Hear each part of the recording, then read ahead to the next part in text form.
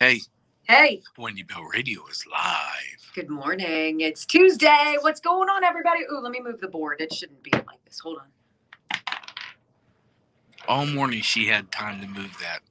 We'll break that out in a little bit with our snazzy jingle. Ooh, and I have to write that down too. Do you guys take notes, like to make lists for yourself? I do. My list is ever growing, I feel, every day. Mine is growing. And it's just like, I don't seem to chip away at it either. I figure out I wait to make a list. I don't make a list. I figure someone will call and say, Brock, can you do this? You know, after we leave, we probably talked 4 times. Oh my God. Text constantly. Conservatively. And same with Jason. I'm talking to him. You can't get away from us. Let's just say that. Neither of you can get away from me. Whether or not you want to, I don't really care. Wow. But that's just said everything I needed to know right there. I guess there goes the holiday bonus.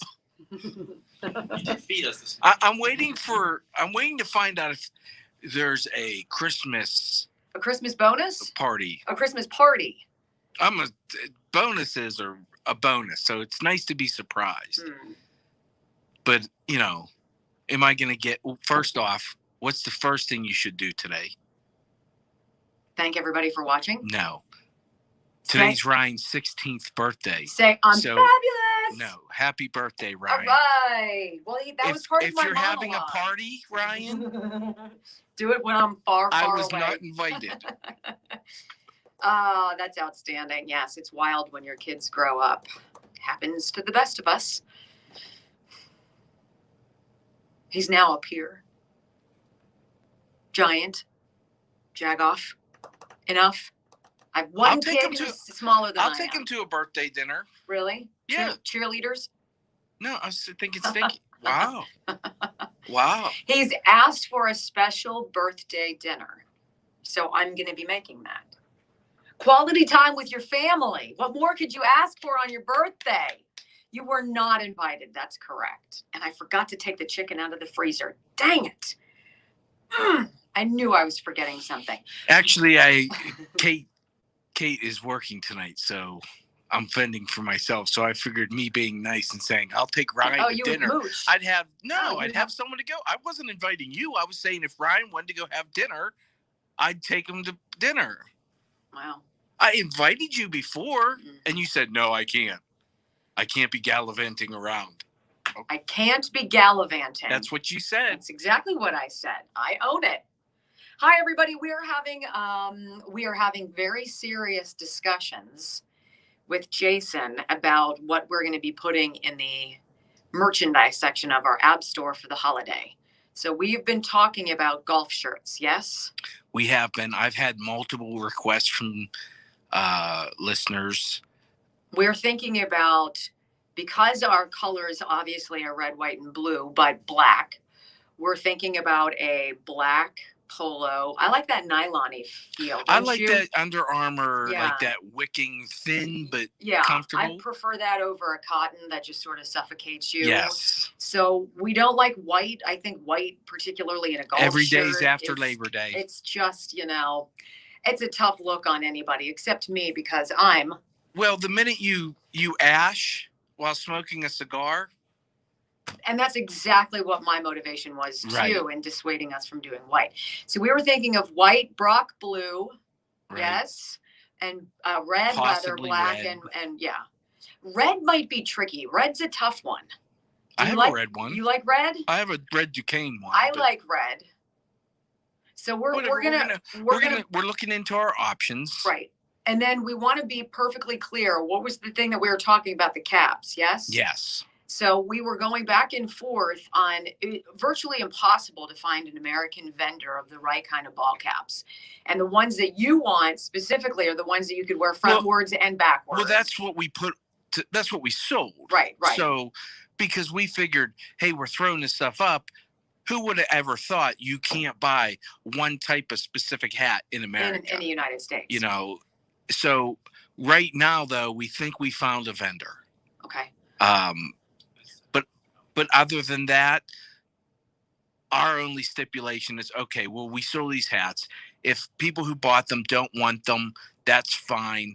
But like some of them are made in like Vietnam or Mexico, that we would, or Bangladesh, as long as we're looking at it right now, as long as it's not China, but we think we found right. If we ever get into a snarl, because you know how we feel about all things made in the USA, we'll put up a disclaimer that says, hey, do know that we've searched hither and yon, and this is where we found We've been it. searching for what, 2 weeks? It's not China, but so we'll keep you posted on that stuff, guys. Plus, we're going to have beer glasses coming for the holiday too. So this is all coming up, and it'll be great stuff, possibly for gifts if you want to trigger somebody in your life.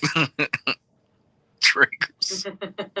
What says Merry Christmas? Like, you're triggered. All right, here we go. Let's go, Brandon. Merry Christmas. Using facts to take on the woke politicians, triggered leftists, and the corporate media.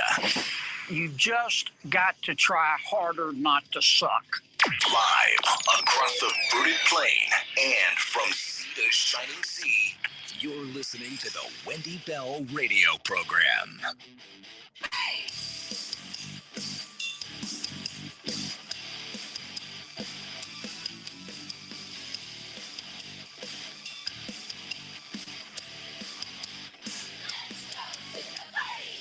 Well, hello to all of you. Hello, America. You are dialed in to the Wendy Bell radio program.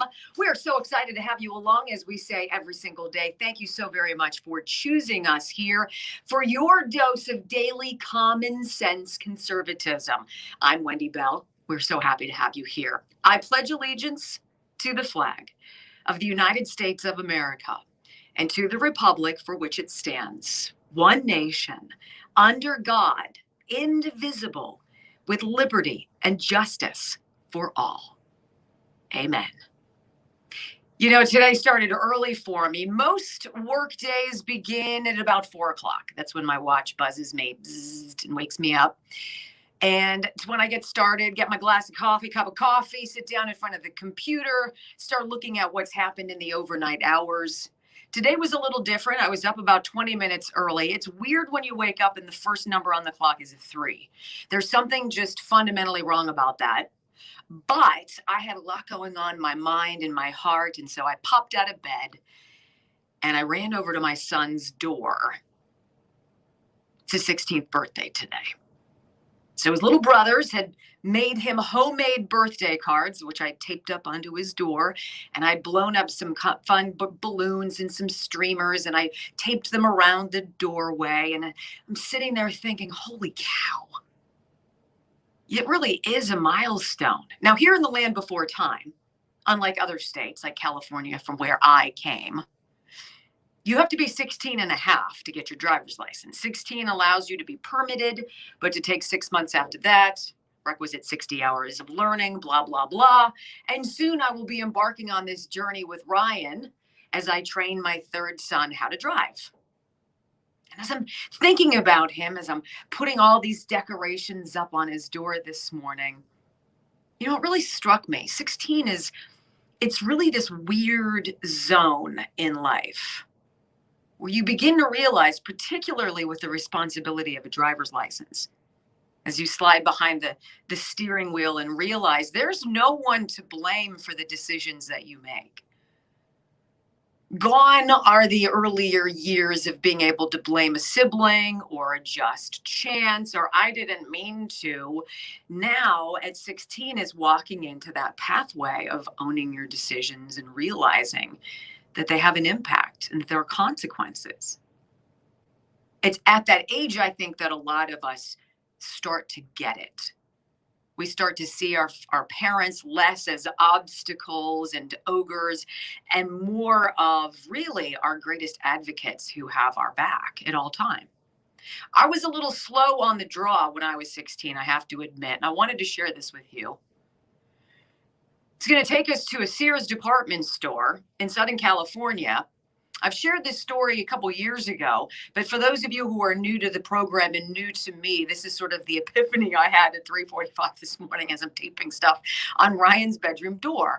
And I remember being his age, I had my driver's license, and for whatever reason, I decided I was going to go shopping. For what? I needed nothing, but what the hell?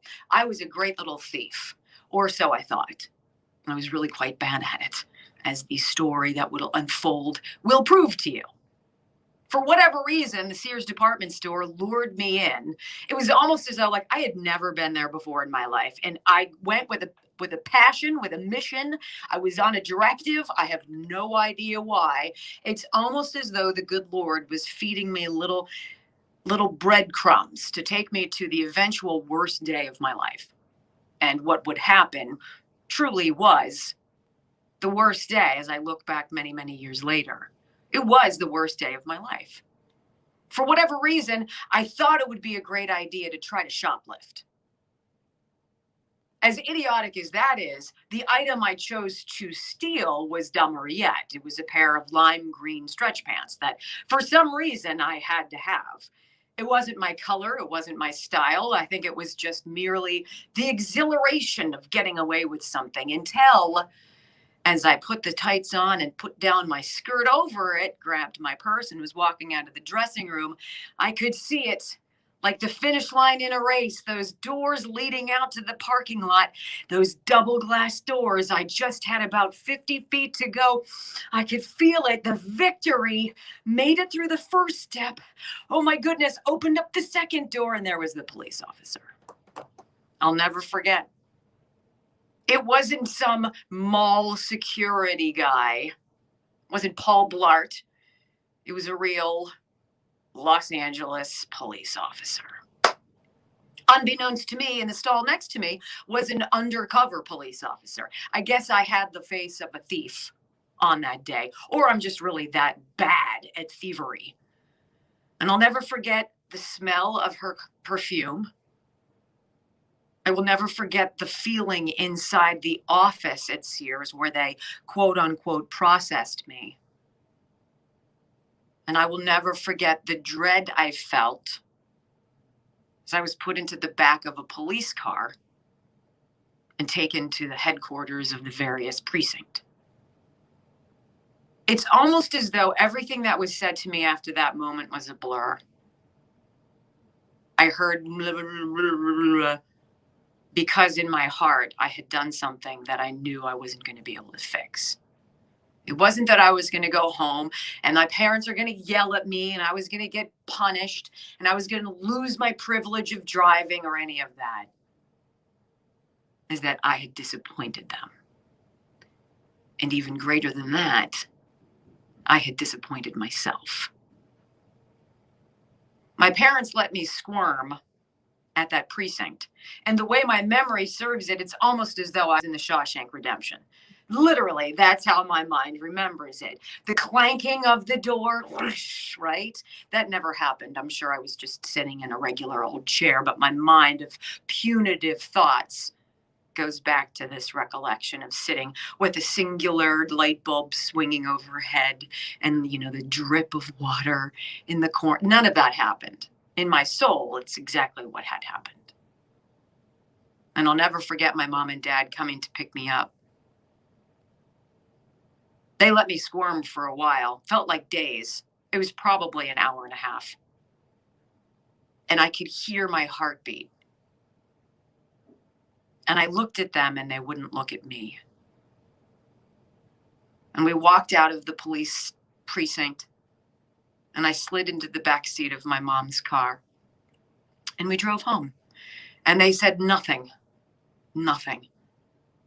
It was the most deafening silence I'd ever heard. I got in the house and I walked upstairs to the second floor and looked out over the driveway where I think they had nervous energy. They needed to do something because strangling me in the moment felt almost like it was too little too late. They didn't even talk to each other, but the look on my mom's face was breathtaking. And I went downstairs and I went outside and they didn't even acknowledge that I had walked out. And I remember saying, I get it. I understand now. And I'm so very sorry. I will never let you down again. And it was weird. They weren't even remotely finished with washing the car. But my father walked over to the spigot, turned off the hose. My mom washed her soapy hands off on a towel, and we went inside, and my dad made us banana splits. We never talked about that day again. There was no lesson to learn. There was no mystery I hadn't gotten. I heard it. It was deafening, and it was all my doing. I can't tell you I've tasted a bit of that banana split. Sure didn't have much of an appetite for a few days. When you disappoint people who you love, you disappoint yourself. And that's the greatest tragedy of that. But I had that moment. In that moment, I understood all of the various things that they had tried to teach me over time, that I had sloughed off as being nonsense, came crashing down to me in a moment of clarity. So as I'm putting these balloons on Ryan's door today, as he's walking into that chapter that I blew up at his age, I hope he gets it before he makes that kind of a mistake. I hope he understands that there's a purpose to all of the things that we teach. I hope he understands his role moving forward, not just in our world as a family, not just our community, but his slice of magic, the fingerprints of special that he will leave on people's lives. I share this with you today because I believe we have a tremendous disconnect in this country.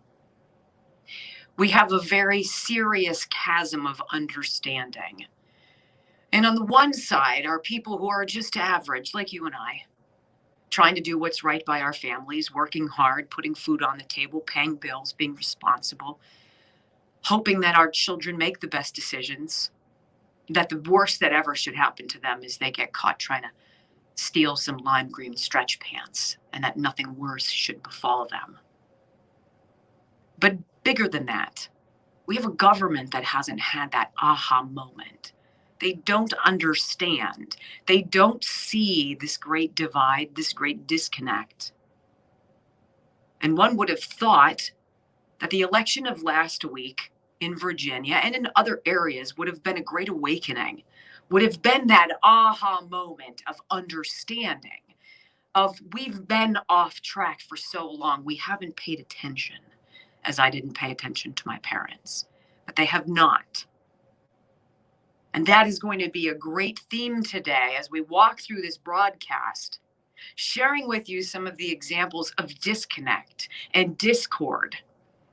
And my great hope that the people who are in charge, at least temporarily, have that epiphany that I had 35 years ago before it's too late.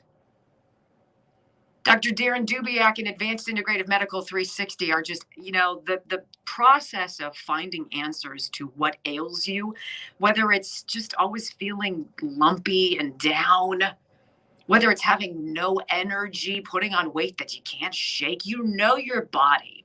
And you know when it is calling out to you saying, wait a minute, Houston, we've got a problem. But when you go to your regular doctor, it's very unusual to get more than a few minutes and anything even close to resembling a deep dive into what could be ailing you. That's what you get at Advanced Integrative Medical 360. You get that one-on-one. You get the time. You get a blood test that's $199. That is the most extensive thing you will ever have done, examining what's going on inside of your body. And then you will have a plan to either lose the weight or get on track to feel great again. It's called hope, and you're worth it. 412-227-9255, integrativemedical360.com. Get in touch with them today. All right, when we come back, I've got some sound that's going to underscore what this monologue, this great epiphany, this I get it aha moment should have been a long time ago for this administration, and yet the tone-deaf answers to your very real problems is really incredible. Don't go anywhere. You'll be amazed. Wendy Bell Radio program coming up next.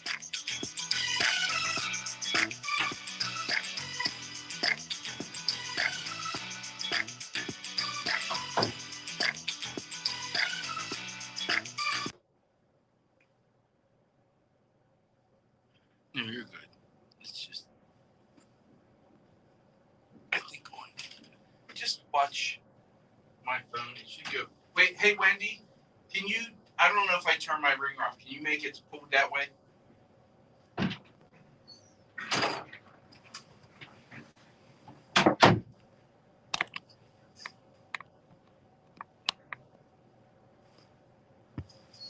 Is it towards you? I did pull it towards me. Here's away from me. Pull it again. We're good. Okay. That was a really up close personal me, guys. I'm sorry. That was a lot of Wendy That's Bell. a lot of face right there. That's a lot of Wendy Bell. Wow. It was going to be me, so I'm glad it was you. Yeah. What'd you say? It was going to be me, so I'm glad it was you. Oh, okay. Well, you're more than welcome and come in here and show yourself to everybody. Oh my goodness. You are always welcome to do that. You know, I I'm never. not first. Well, I never get that either. Wow. I can't tell if I like coffee or if I just like my mug. I really do love this mug. Right? Jason designed it. I think that's the best part. Facts. Did that make any sense as I was trying to walk into how completely out of touch these clowns are? Did that make sense? Yeah, I think every kid's out of touch. Or not, the kids aren't out of touch. They just haven't They realized. haven't lived yet. Well, they haven't realized that everything they do affects, it's that trickle down and that, it's that pebble with the ripples. Neither does our And the lake. government. They don't And neither does understand the that government, either, right. which is where we're going next. It's really astonishing. The disconnect is truly. We love you in Oregon, Samantha says. Aw, Samantha, I love you back. The black mugs are coming. We just got them in. They'll be coming out very, very soon. If there are trolls on here, whatever. No, I'm just, Oh, no. I think somebody just wrote, ignore the trolls. Oh, and I don't yeah. pay. Hi, Nebraska. Hey, at least they're listening. What's up, Deborah? Great to have you. Yes, we do have it's so great. It is. It's just so great. And that goofball that I had wanted to get on the program who just couldn't carve out the time because he was at work literally tweets me every single day. I have never opened up one of his messages. I don't care. I gave you a chance. Right. The chance is over. So move along. I'm done. Things are coming soon. Mugs are coming out. People have gotten the mugs and, I'll just bring it up now. People who got some that were broken. We understand between it's cold and heat, whatever, we will let me know and we will ship you another one out. Yes, obviously our goal is to serve you guys. So Right. just bear with us and you guys have been wonderful.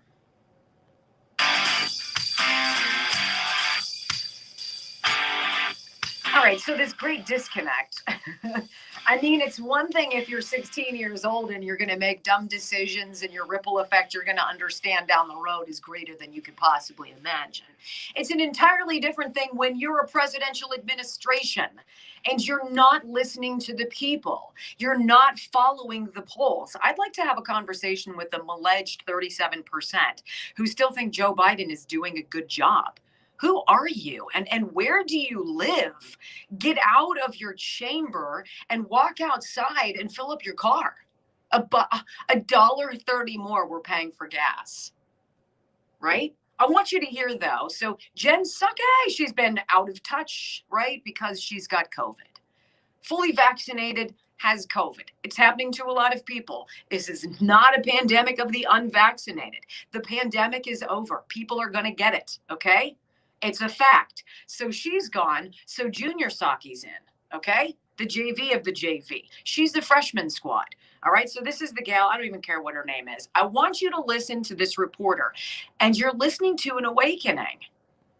It's one thing to have an awakening. We're having an awakening where other members of the media who are not conservative are saying, wait a minute, time out. What you guys are really sucking at this. What do you say? So I want you to hear this reporter's question. Pay close attention to the answer, which is the epitome of verbal spaghetti. Go. The president's and the vice president's poll numbers have been falling. How big of a concern is that for this White House, particularly with an eye towards the midterm elections just a year from now? Are you talking about a particular poll? No. No, just in general? So, look, one of the things that I want to say is, like, we are confident that our policies will improve the lives of nearly every American. Anybody? Anyone? Bueller? Whose life is better today than it was 10 months ago? Honest to God. Well, Brock, yours is because you're still working with me, so obviously. But honestly, this is the day. And she's got to look down. For those of you watching on the live stream on the Wendy Bell Radio Network app, she has to look down to have some kind of a canned response to a very basic, honest question. Your poll numbers are dreadful. What is your response? Well, as she's leafing through to the correct tab, this should be an answer inside your heart. Well, we believe that our policies will benefit every American. Well, they're not. So that's not true. And it continues. She goes on to talk about how these ridiculous spending plans, we've not even gotten to the Build Back Better portion of his outlandishly unaffordable agenda is. Listen to Deputy Psaki go on.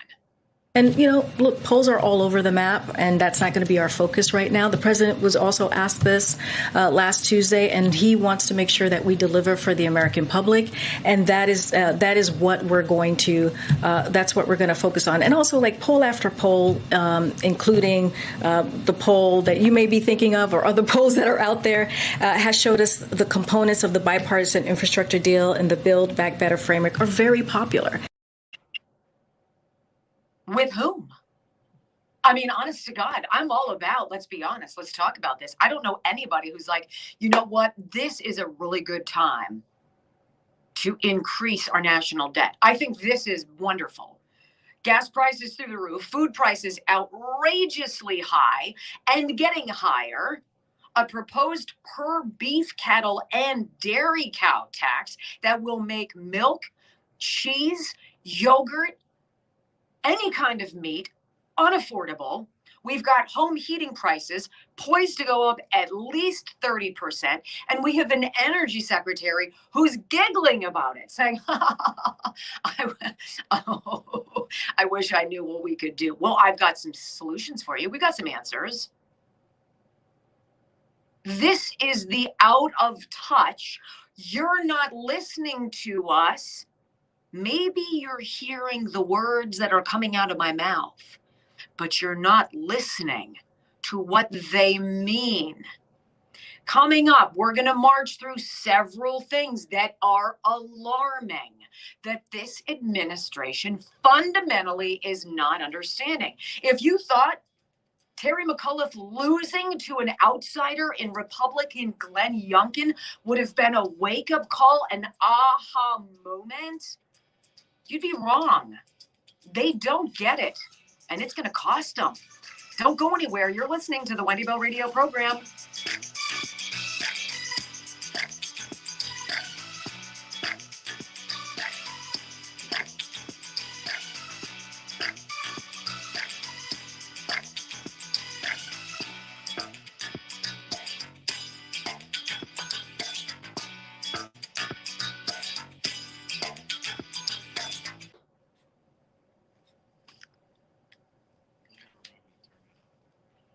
The president wants to deliver for the American people, Deputy Psaki says.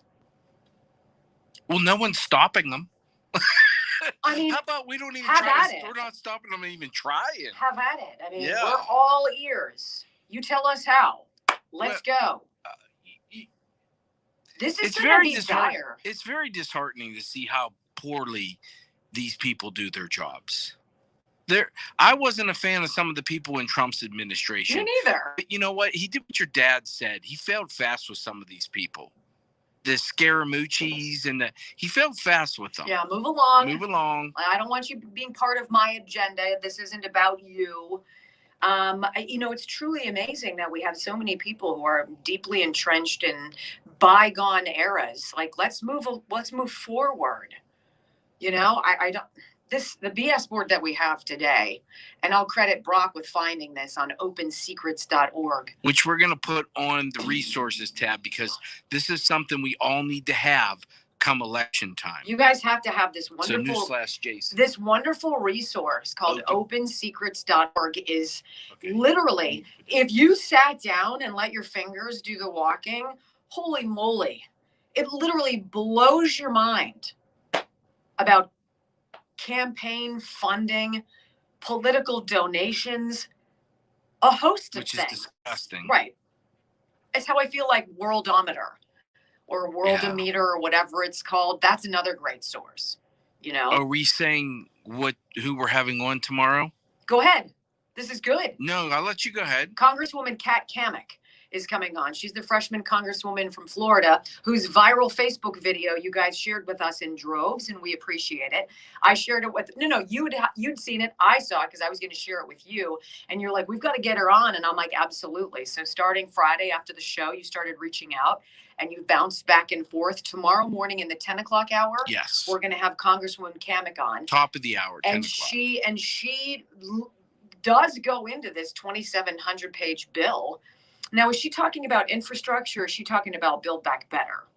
I think it's about either what they've just passed, and because she was irate about that, and then she put out a new video that she was mad about, that they gave her more of the Build Back Better, and apparently they've added some stuff. And I think she's going to walk us through like the machinations of the circus that is our United States Congress, that this is the way you get stuff done.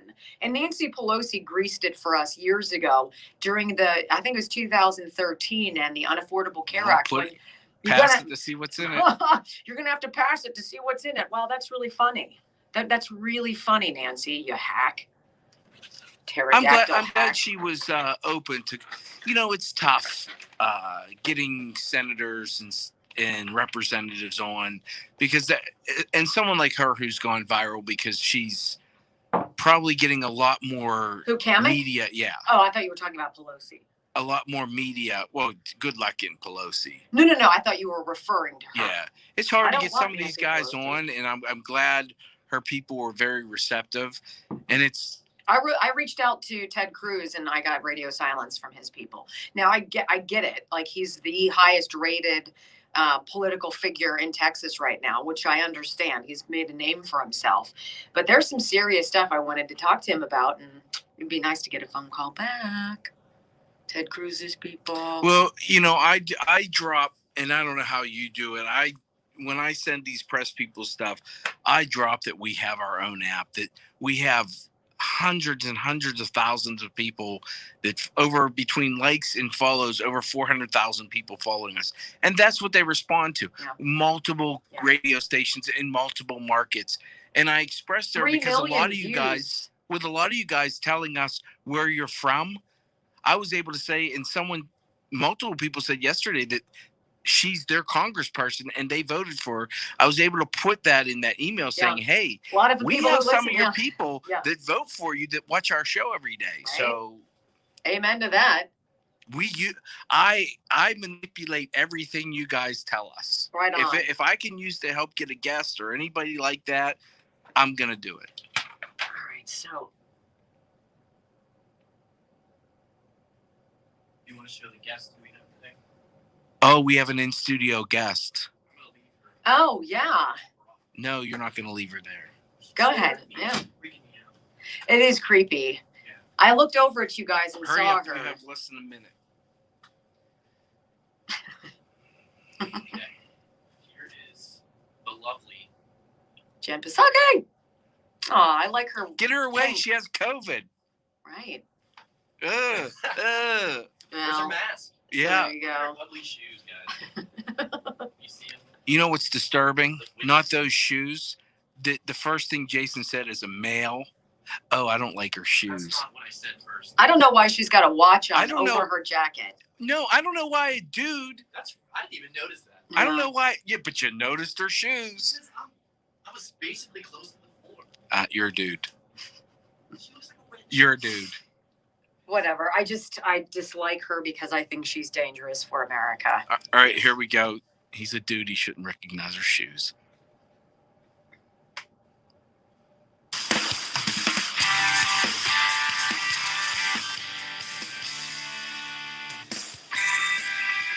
Welcome back, everybody. You're tuned into the Wendy Bell Radio program as we're chugging along on this theme of this tremendous disconnect. And I love what our friend Senator John Kennedy of Louisiana said. He doesn't know what magic lettuce they're smoking, but it's just not working out. I need a hit of it because none of this is moving any needles for the United States. So let's listen to a little bit more of Deputy Psaki, okay? So, and I love this press secretary, this deputy press secretary. I think she's cute as a bug. She's darling. I want to get behind her. I want to like her. And she so is not up for the job. Like, we simply can't have people who fill boxes, whether they're minorities or women or gay or all of the aforementioned, checking boxes when it comes to your leadership, when it comes to delivering a message that is supposed to come from the President of the United States to we the people, from somebody who doesn't understand basic rules of grammar, who can't even express herself, who doesn't know what's going on. Ladies and gentlemen, that is a problem.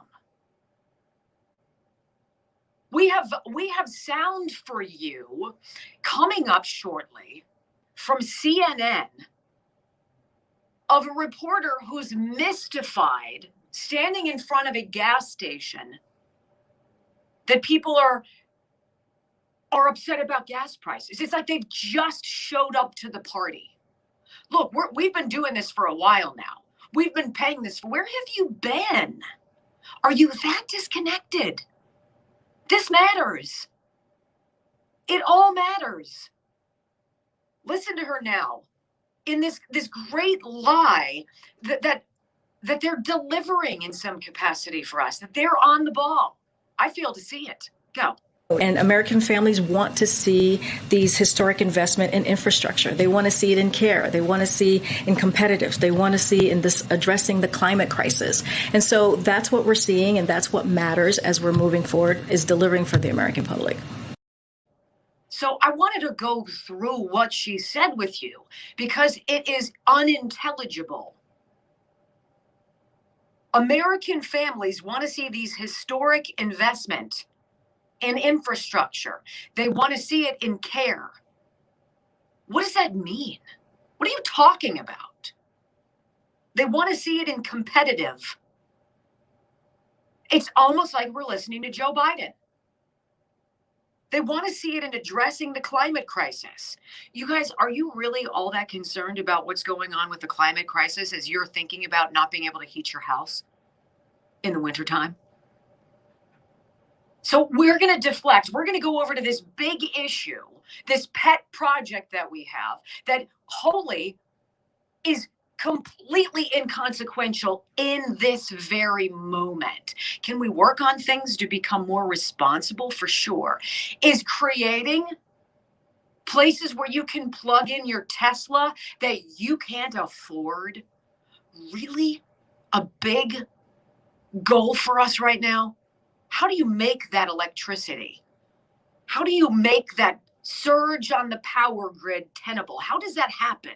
And by the way, how are you going to electrify things when it's 30 below up in South and North Dakota, in Wisconsin, and parts of Michigan? How are you going to do that? Batteries don't like the cold. So can we get off of the climate BS for a minute? Please. But she's not done yet. How's this for an eerie foreshadowing of a further example of how this administration wants to control what you are allowed to do, where you are allowed to go, how you can travel?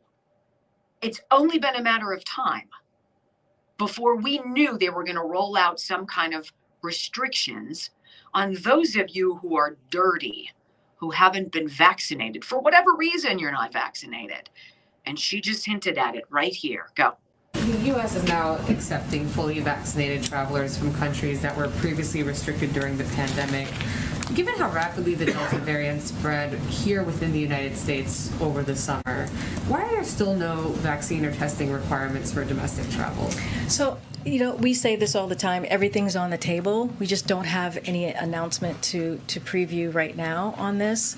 So I don't have anything more to share on the domestic travel. What do you have to share, one might ask? What are you actually briefing us on? Domestic travel passports. Look at what's going on in California, my friends. Did you guys see the tens of thousands of people in Los Angeles who came out in protest of these absolutely punishing, punitive vaccine mandates? And by the way, while we're talking about it, where is Gavin Newsom? We're not the only ones asking. I found it interesting that our friends across the pond at the DailyMailUK.com started sniffing into this about 5 days ago. We've been monitoring it as well. Where is he? What happened to California's governor? Well, this is very interesting. It's scary. I take no joy in telling you this, and I will tell you right away, I can neither confirm nor deny this report. I can only source it for you. And the source is thedefender.com. Robert F. Kennedy is an anti-vaccine advocate, not just this vaccine, but he is a staunch defender of civil liberties. And he's come out with some dazzling articles against the jab, sourced. This is what he writes. Governor Newsom injured by Moderna booster shot, source tells the Defender. Now, I'm skeptical about putting any eggs in this basket because it's an anonymous source. I hope it is not true because even though I think he's a slime ball, I don't wish to see anybody injured by anything. A source close to California Governor Gavin Newsom told the Defender the governor experienced an adverse reaction to the Moderna COVID vaccine he received October 27th, the last day he was seen in public. The source, who asked not to be identified, said Newsom's symptoms were similar to those associated with Guillain-Barré syndrome, a known side effect of many vaccines. GBS is a neurological disorder in which the body's immune system mistakenly attacks part of its peripheral nervous system, the network of nerves located outside the brain and spinal cord, and can range from a very mild case with brief weakness to paralysis, to leaving the person unable to breathe independently. That is scary as nuts. How long have we been finding in the CDC's own vaccine adverse event reporting system, a la VAERS? How many times have I put up on the board reports of Guillain-Barré syndrome? Many, many, many. There are thousands of reports post-vaccine. This would be tragic. The governor has not been seen in public since he was photographed October 27th, getting his COVID booster. On October 29th, Newsom's office issued a statement referring to unspecified quote-unquote family obligations as the reason the governor canceled his scheduled appearances, including his planned meetings at the global COP26 climate conference in Glasgow, Scotland. Now, we know that both of the governor's parents are gone. They passed away. I don't know his children's status. I presume he has children.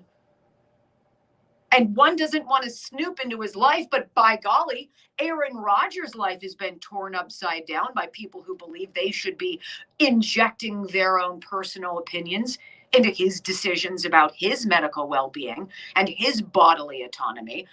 Is it fair game for us to opine about what's going on with Gavin Newsom? A local ABC news outlet, reported that, quote, when the surprising announcement was made that he wasn't going to the global climate deal, a spokesperson said Newsom planned to participate virtually in the climate conference, but his name was later removed from the schedule and he did not participate.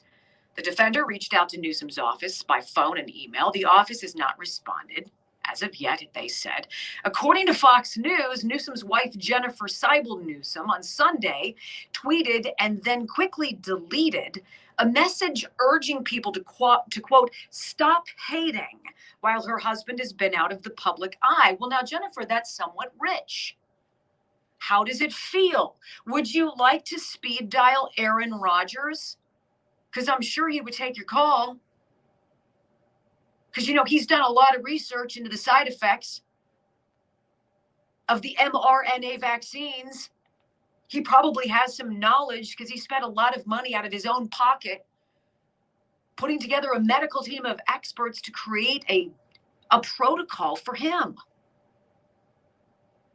Ought we all not be that educated about what's going into our bodies? Commenting on the situation, Robert F. Kennedy Jr., chairman of Children's Health Defense, today says he prays for Newsom's family. I do too. Wish him a quick recovery if this is true, but he added, however, if it's true the governor has suffered debilitating neurological injuries following vaccination, it raises grave ethical questions about his seemingly dishonest efforts to conceal his injuries while implementing aggressive policies to force the children and the working people of California to endure similar risks. Right on. So what is it? Where is he? Who's running California? October 27th, that's 4 days in October. That's 2 weeks tomorrow. That's the most populous state in this country. Who's running it? Where's Gavin Newsom? Is it your business? Damn right it's your business. Everything else seems to be everybody else's business. And I wonder, wouldn't it be tragic if something did happen to the governor of California? Would it take something like that for somebody to have an epiphany and to say, you know what? Instead of forcing this on people, as I've done, pretty sure we should backpedal and say, you know what? You decide. That brings me to something that's absolutely staggering that we're going to be talking about in a moment. Have you guys heard of implied consent? What it means about children? Hang tight. It's coming up. Before we get there, though, I want to thank Dr. Charles Simkovich and the Simkovich Concussion Institute for their support, their unwavering support of this program, and I support what he does. Dr. Simkovich specifically treats people who've suffered traumatic brain injuries, concussions, things from accidents to sporting collisions, NHL players, people who've had their brains scrambled by something. The effects are tragic on an individual and on their family. Where do you turn? Do you have to live in the dark forever? Well, you don't.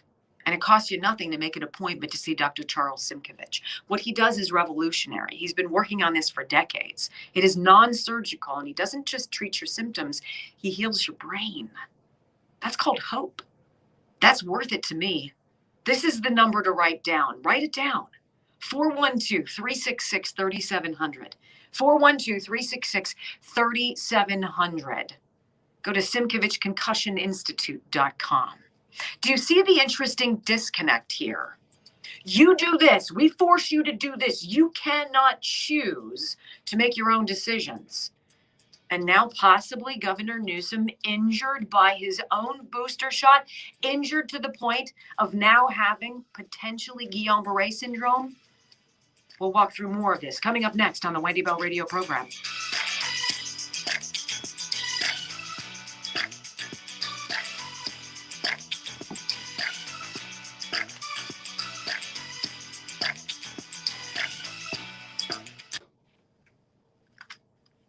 You know what makes me feel like this is correct? That there's some truth to this, that nobody else is reporting it.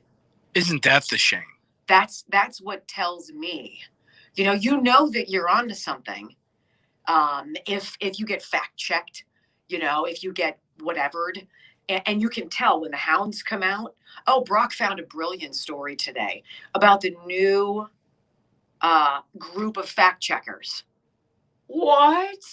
College kids. Where they're trolling college kids who've been activated. Their clone trooper chips have been activated by their obvious ideologies in college. We want you now to be our next fact checkers. What? That scares the heck out of me. Me too. What? We're supposed to be critical thinkers upon leaving college, right? You're supposed to be able to decide for yourself. Every college kid has that epiphany, that moment where you, like my husband Joe, had to decide, and I did too, but I made a different decision. You're either going to get a good grade or a bad grade on something. You'll get a good grade if you parrot whatever political philosophy your teacher's pushing, your professor's pushing, or if you fundamentally oppose it and you decide to put your flag in the sand, you'll get the C, the D, or the F. Where are you going to fall on that? I was dumb. Well, I played the game. Yeah, I didn't play the game. I played the game because I knew I wanted to go to graduate school. It pissed me off that I had to play the game, but I played the game. I didn't play the game, and you got a C or whatever you got. Yeah, I got a D. You got a D. It's passing though, so they considered it passing. But I had a teacher. Was that in the entire course? Yeah, just that segment. That segment. I had a teacher's assistant that was a feminist. Oh my gosh, the TAs are brutal.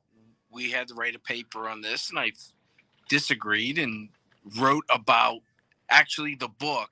Like, I took it to the student services to have a critique because I knew she was not going to agree with me. So I had to make sure grammatically everything was right. And I took it, and they made some changes, and I'm like, okay, this is good. And I turned it in and realized that I got a D because the fact of the matter is it should be those opposing viewpoints that receive the most benefit. Like, I hadn't thought about this. If I was a professor, I would be intrigued by people who were different than I was. I had professors that were. Yeah. And you're lucky, and those are the ones who leave an imprint on you. Yeah, those are few and far between. 3 in particular. I had 2. I can't remember their name, but I can remember one's name because later she would get in touch with me to write her a recommendation, which is outstanding. Right.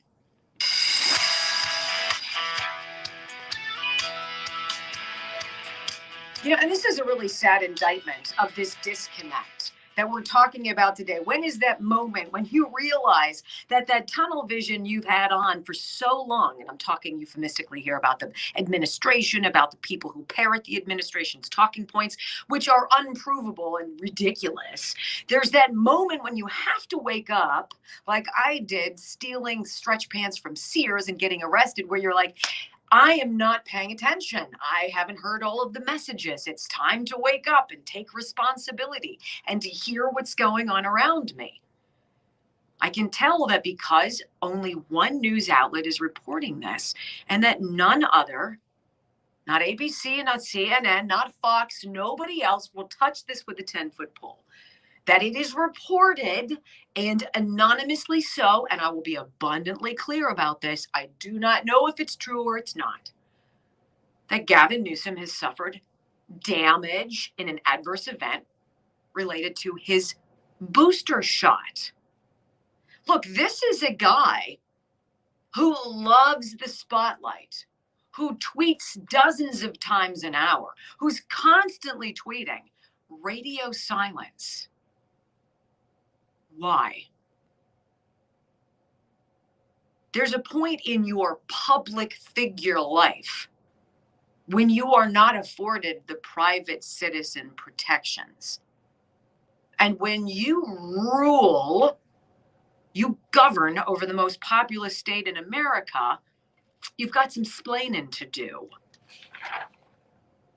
Newsom has been an outspoken advocate of COVID vaccines and mandates.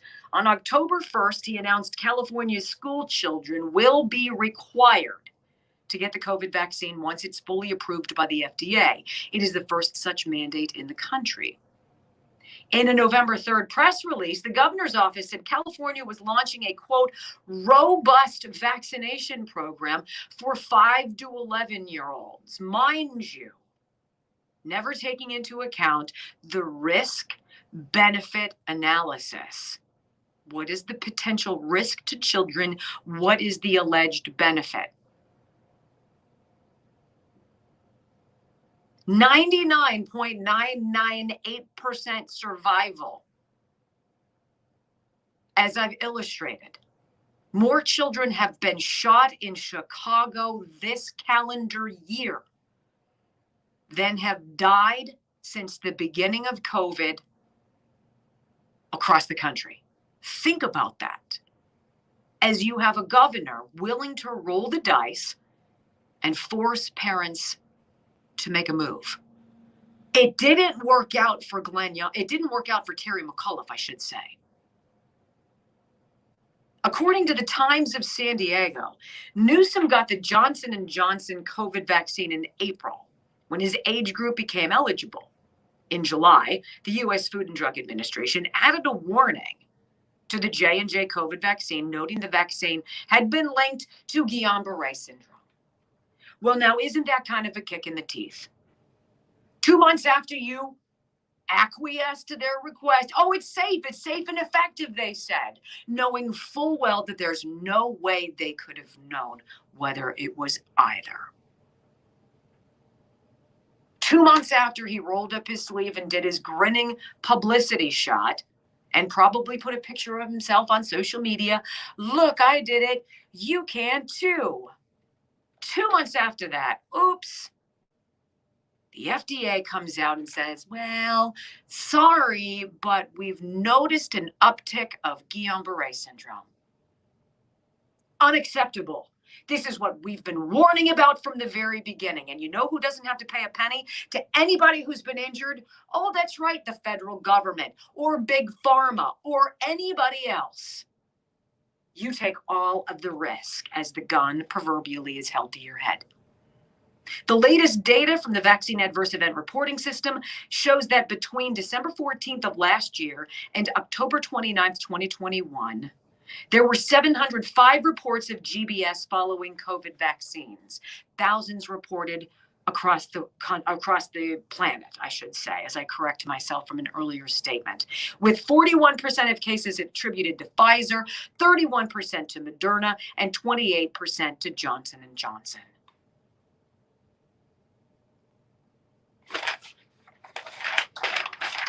You know what?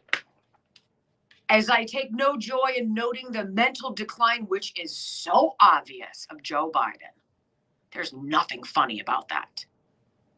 I take no joy in even opining that Gavin Newsom has Guillain-Barré syndrome after getting the Johnson & Johnson shot and then getting the Moderna jab booster. Is this what it might take for somebody to wake up and be like, you know what? Maybe we shouldn't be rolling the dice with our children. Maybe we shouldn't be mandating anything.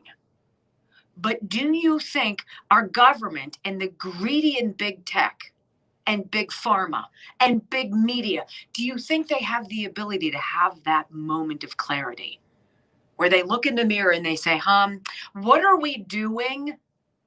Because it's one thing when it's somebody else's family. It's a whole different ballgame when it's you or your child. So what happens if you don't want your kid to get vaccinated at school, but you send them on Vax Day anyway? Information from the World Health Organization that will blow your mind. Coming up next on the Wendy Bell Radio program.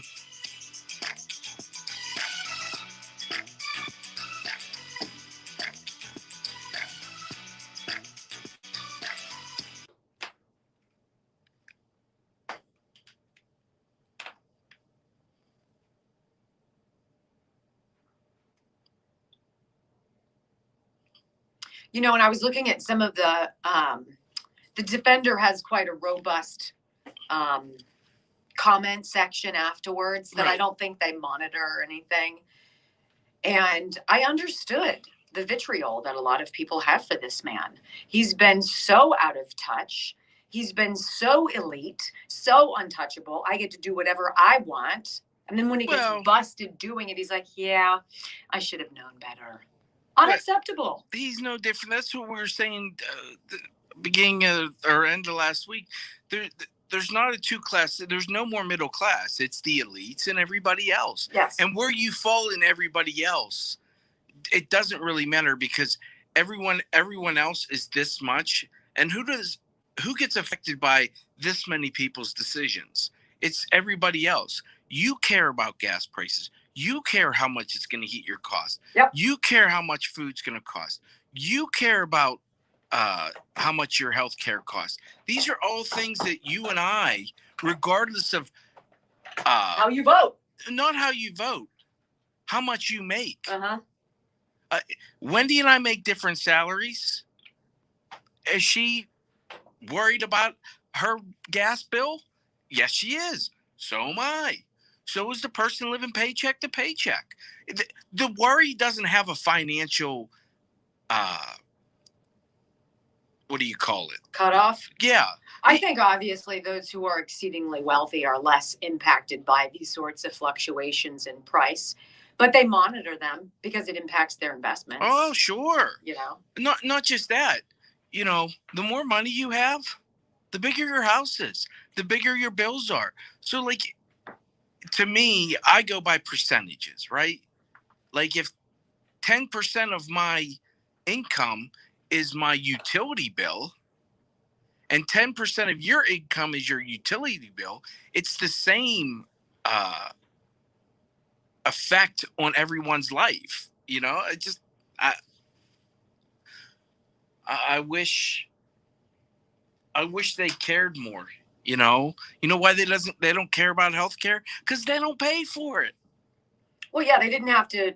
The members of Congress weren't impacted by Obamacare. They get special care. Similarly, they don't have to get the jab. And they get access to ivermectin that you're not allowed to have. Two different worlds. Now, granted, I've never lived in the elite world, but it must be nice.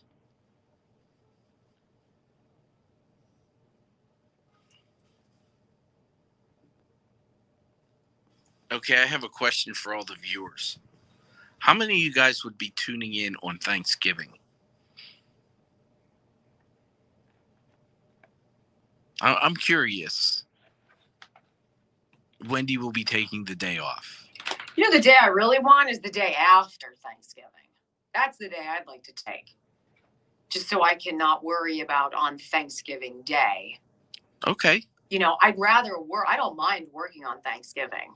Yeah, I mean, we're done at noon. And I'm not expecting like a mass of people to pay attention, but no, people saying they will. We'll tune in. Oh, well, then figure out which day you want off. Right? Because Jack's going to be back. Yeah. Well, they're not going to. Here's my rationale. They're not going to be up in the morning when I'm on the radio. Right. So they're not going to miss me and I'm not going to miss them. Right. Right. So I'd rather work on Thanksgiving or take both days off. And take the next day. You know, just let's figure out who is going to be the fill-in so I can. Okay. I will reach out to our mutual friend. Right. And see if he's available. And then that would be a great opportunity for you to be here to train Jason. He can push the buttons. And if if he's not available, I can fill in for a day or two. It's not, and that would give Jason back here. So either way, it works out. Brooke really doesn't want to fill in. It's interesting that because I deal my own. It's kind of fun to it's kind of fun to be the small business owners of a product and to come up with the contingencies and to be responsible for all the things that somebody else would have taken care of. But I enjoy this. You know, like it's work, but it's enjoyable. Right. I really like it. I like talking to you guys. It's enjoyable for us. Now, my question is, do you guys still want us to live stream on the app? Obviously, we're going to do it on the app, but on Facebook, if Wendy isn't here, you know, do you still want, if it's me doing it or if it's our other guy that we brought in who hopefully can do it, do you still want that live on Facebook? And these are, you know, I'm obviously not going to see them all right now, but do you want to look at someone else for 3 hours? Maybe that's the best question. I think it should be streamed live. Okay. You know, and our friend is used to that. Right. You know, I think he's really good with that. So, and we're going to give him a section on the website, on the app anyway. Well, decide if you want both days off or one, you know. I'd love Friday. I'll come in on Thanksgiving. Okay. Okay. We will celebrate together on Thanksgiving. I love Thanksgiving. And you won't have to worry about the next day. Right. And I'll be able to spend time with the kids as we have our turkey hangover. You know, for someone that says pre-recorded is fine, No, I don't think it's fair. I don't like that. That to me is mailing it in. You come for a show, and right. we want to give you Once again, me coming in is not going to. My wife also will not be awake before noon. So Joe's working. I enjoy. I'm lucky. Worst case scenario for me is I have to fill in and talk for 3 hours. That's the worst case scenario. What he's trying to tell you. I'm pretty fortunate if that's the worst case scenario. Is that I'm fabulous. Just so you know. It's okay to admit it, Brock.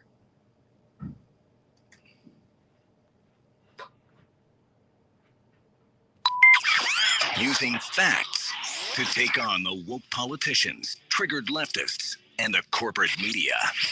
You just got to try harder not to suck. Live across the fruited plain and from sea to shining sea, you're listening to the Wendy Bell radio program.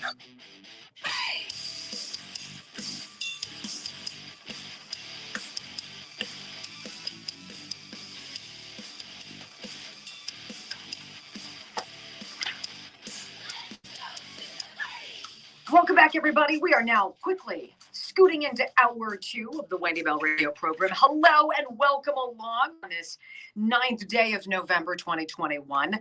So we've been talking about this report in the defender.com that Governor Gavin Newsom has experienced an adverse event called Guillain-Barré syndrome after getting his booster shot.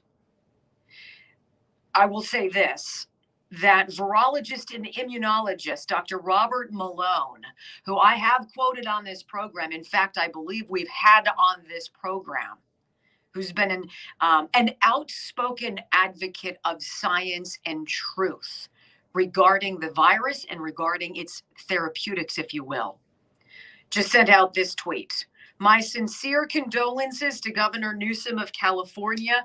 It is being reported that he has had a COVID vaccine-induced injury called Guillain-Barré syndrome. I hope he recovers quickly, as vaccine-induced GBS can be a difficult paralytic syndrome.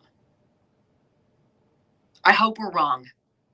I do hope we're wrong. And I'm not going to opine any more than that. It'll be interesting to see the treatment of this as the day unfolds, who picks it up and who does not. Though I think we know who will not. This is what really grabbed my attention. I got a phone call yesterday from a woman who left a message on the studio line. And she said, Wendy, I don't know if you've talked about this yet before, but it's obviously impacting me. She has a son who is a senior at the University of Pittsburgh. He is a triple major. Can't even fathom that. That's insane. I don't even know how you do that and stay sane, as Brock just said. So he's a triple major. Apparently, he graduates in May. So he's rounding the corner of his senior year. He's heading for the home stretch. He's already lined up a job. God bless this kid, right? Can he sprinkle some of this on over my household? He's racing for the finish line, got a job at one of the top 2, whatever his industry is, firms here in the Pittsburgh area. So excited. University of Pittsburgh has come out with its own vaccine mandate. There is not enough time, as I am to understand it, for any Pitt student, faculty member, janitor, what have you, to put together the machinations of an exemption Forget your religion. Forget how you feel about fetal stem cells or what have you. You're not allowed to use that as a get out of jail card. And forget that you've already had the virus and that you've done your research and it's contraindicated. In fact, some people who've had COVID already have suffered adverse reactions getting the jab, which is wholly unnecessary. The research shows it. The research shows that your natural immunity is something to the effect of 23 times more robust, 11 times, whatever the number is.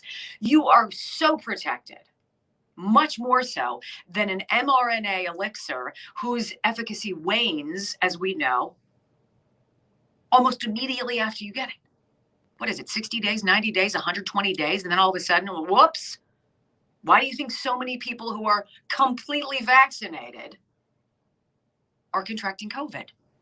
Because it's not working that way.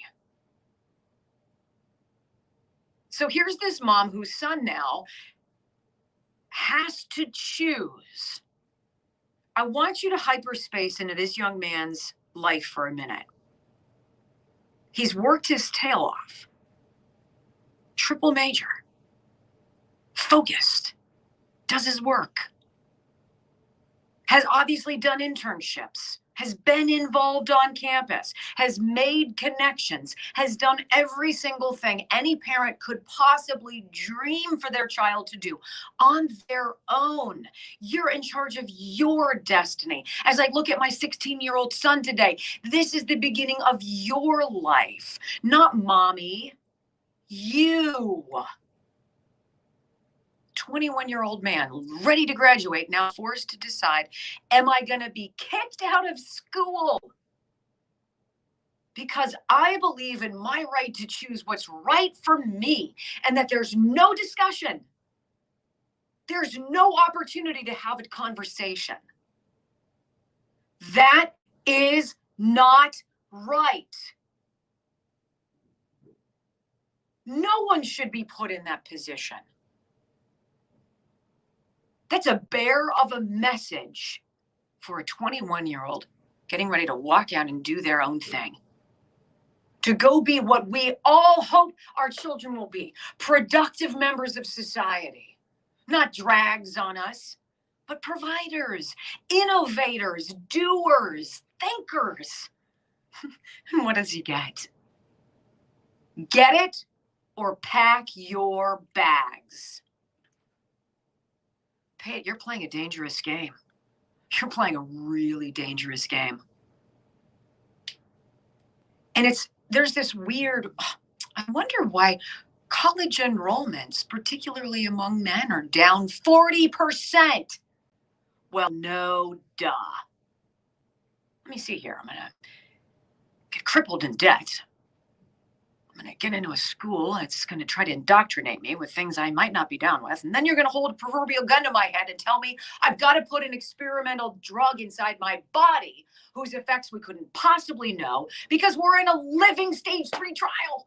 What could possibly be right about that? Has there ever been a better time to become an electrician or a plumber or a bricklayer? Any of these things, landscaper. And then I see this. Brock, you wanted to jump in. I was just going to say, has there ever become a better time to own your own business and to step out and try to own your own business to where Find you your don't niche. you don't have to put up with other people's crap? Yes. There you go. We're actually going to be starting a new sponsor on this program coming up on Monday. And now that Brock has illustrated this, it's a perfect segue. The guy's been in business. He's a chimney guy, chimney sweep, chimney repair, right? Think about a necessary thing that none of us knows anything about. I don't know about you. I've never climbed up a chimney or down one, right? I have no idea what's going on in there. But I do know when Joe and I bought our house 20 years ago, we couldn't use the fireplace, which at the time was wood burning, because there was a crack in the liner. And there was the potential, as we're burning our wonderful smelling wood, that embers float up, catch the inside of the fireplace or the chimney on fire, and poof, there goes your house. $5,000 later, fixing it up, right? So I'm talking to this guy. You're going to hear his commercial starting on Monday. I said, tell me about your business. How did you do this? Well, after high school, my brother and I decided we were going to get into something. And we started learning. We're plumbers by trade. We started learning about chimneys. Perfect in southwestern Pennsylvania. Most of us have one. They learned the ins and outs, the upkeep, the maintenance, the making sure people were safe. 40 years later, this is what they've built as an empire. College not necessary. Trade school, absolutely. Skills necessary, for sure. And look at what he's able to do. I tell this to my kids all the time. Don't feel like you've got to go to college just because I went to college, Dad went to college, I went to grad school, he went to med school. You don't have to do that. And if there was ever a time to chart your own path, it's now. And especially with gas prices going up. Oh my gosh. Tell me this isn't the perfect time to get your, and this isn't a plug, but to get your chimney fixed. Right. Well, or cleaned or whatever. Right. And we're going to be talking about him. The only reason I'm speaking of this man is because this is the time to have that idea in your mind that says, you know what? I can do that. I could start my own landscaping business. I can partner with a landscaper in town and learn some stuff. And then if I want, branch out, buy a truck. I remember doing this. I was at a children's hospital here in Pittsburgh. They were doing that superhero thing where they scale down and they're dressed up, the window cleaners are. And the guy who owns the window company, I'm up on the roof doing a story with him for my website. And we start talking and he's like, hey, you want to go downstairs and get a cup of coffee? So the kids inside Children's Hospital are oohed and awed. They're delighted that the guys who are scaling the windows and cleaning the windows in front of them are Spider-Man and Batman and Superman, etc. So we go downstairs and I asked the guy about his business. He's like, well, actually, I came up with the idea after I was arrested. And I said, what? He said, yeah, I was 18 years old and I just gotten out of jail. He said, I was boozing too much. I was doing some drugs. I got busted. And in that moment walking out, he said, I'm never going back.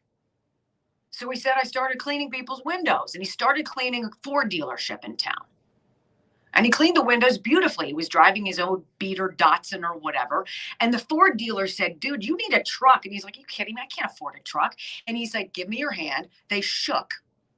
The guy gave him a handshake, gave him a truck, and said, except you have to clean my windows every month.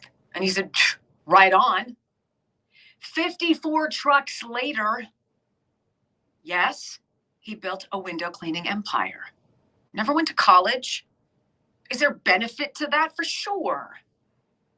Is it the only way? No. Being autonomous is the way. Boy, I did digress in that segment, but I loved meeting that guy, right?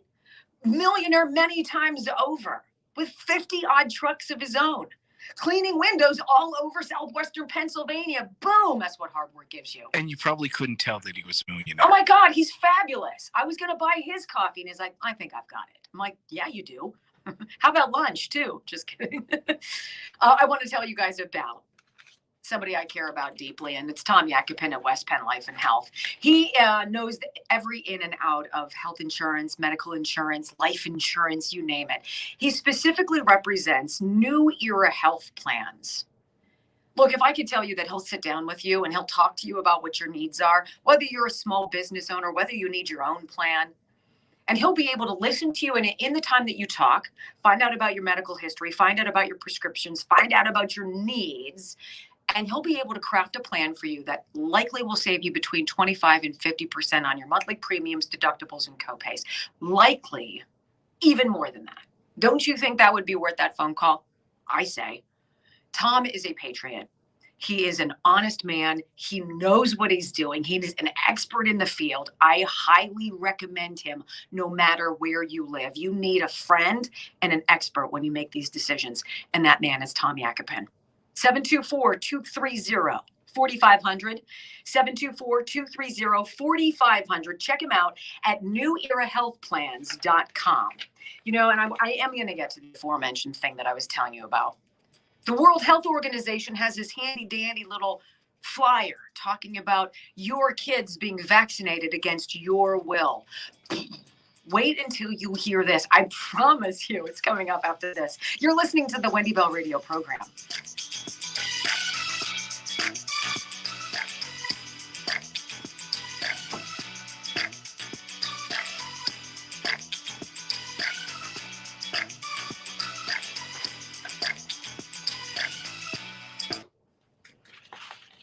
I would like to thank Ireland Contracting, my friends Gary and Diane Ireland at Ireland Contracting.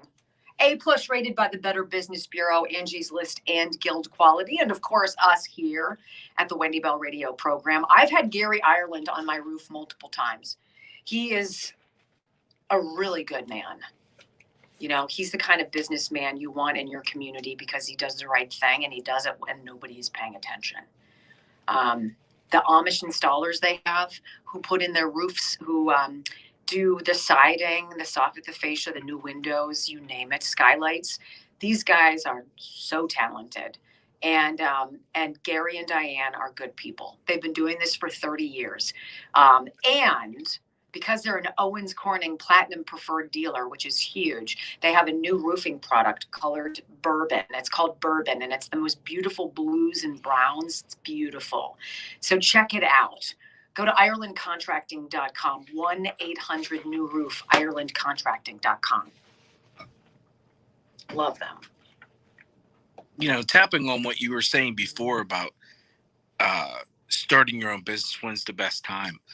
Usually, I would think, and I could be wrong, a lot of small businesses and a lot of businesses start because something else ended.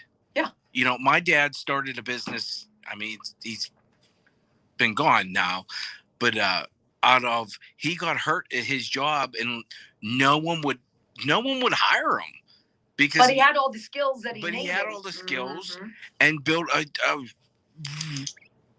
big business at the age of 55. What? Yeah, and I mean, and pretty much ran the business the whole time. That's impressive. It's impressive. So it's you have a different get up and go when it's all on you. And I'll be honest, he was pretty much lucky he graduated from high school. So I think it's just you feel that niche, and when you have a work ethic, you know, like he was very charitable in your area too. Yes, very, very good to people. I think it's outstanding. And you know, for the people who said Brock wants to do the 3 hours, I don't think you guys truly understand how much goes into this. That doing 3 hours, it's a lot, and doing all the research yourself, like just having someone there to help find stuff, that makes a huge difference. So there would, if I'm filling in, there will be phone calls.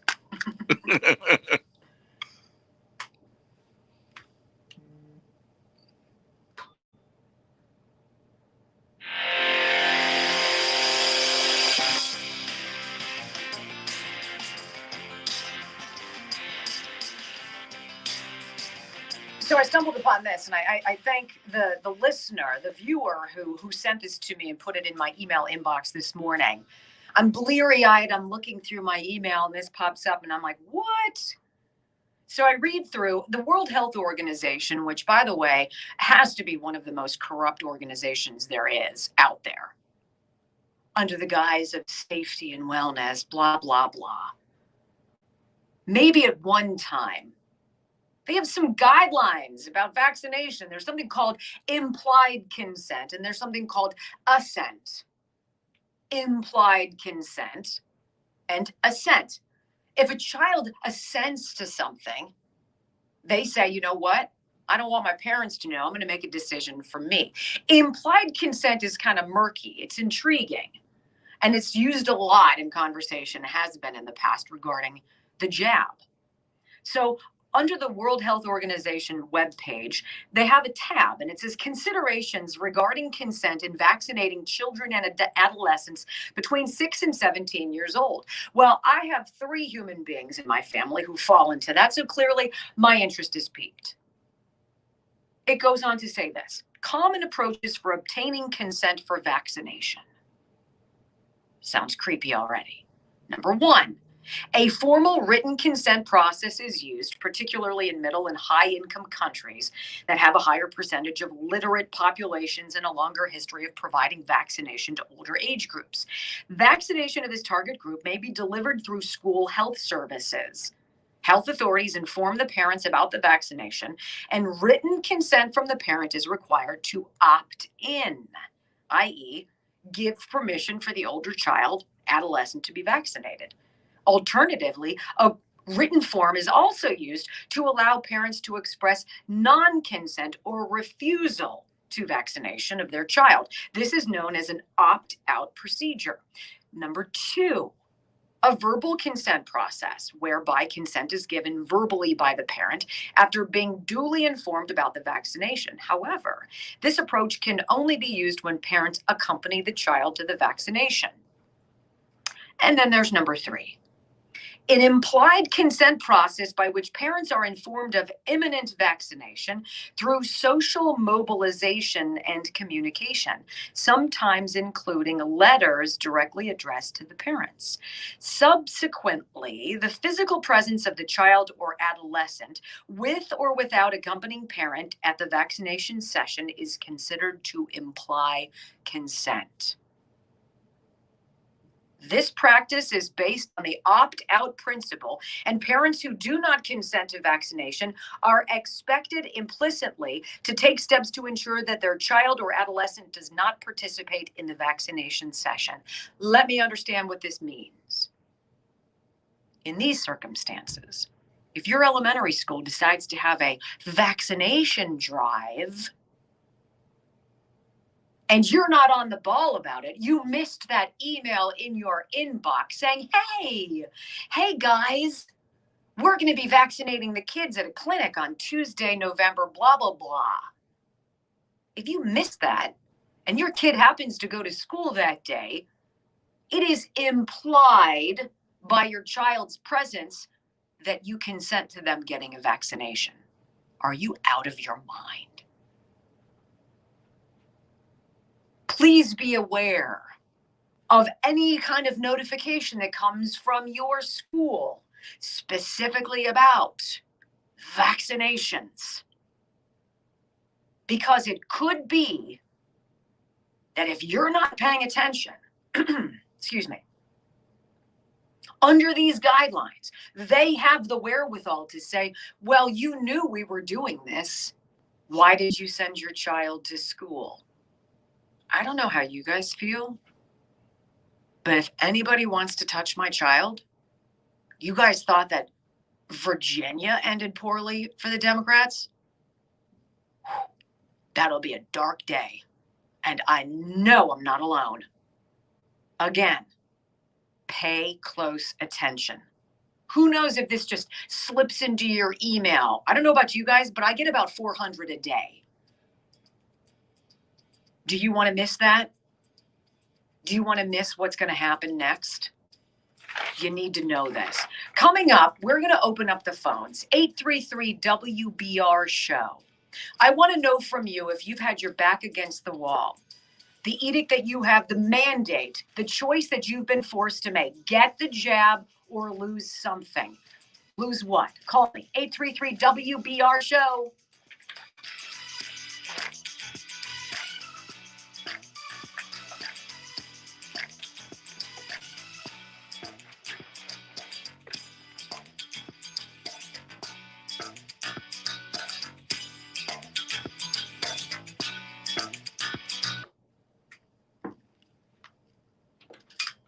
All right, guys, don't call just yet. I gotta go on. Run. Go on. As Brock would say, go on. Someone said, hey, if Brock fills in, can you troll him? Call him and troll him. I won't be paying attention. Yes. I'm sorry. That will be a day off.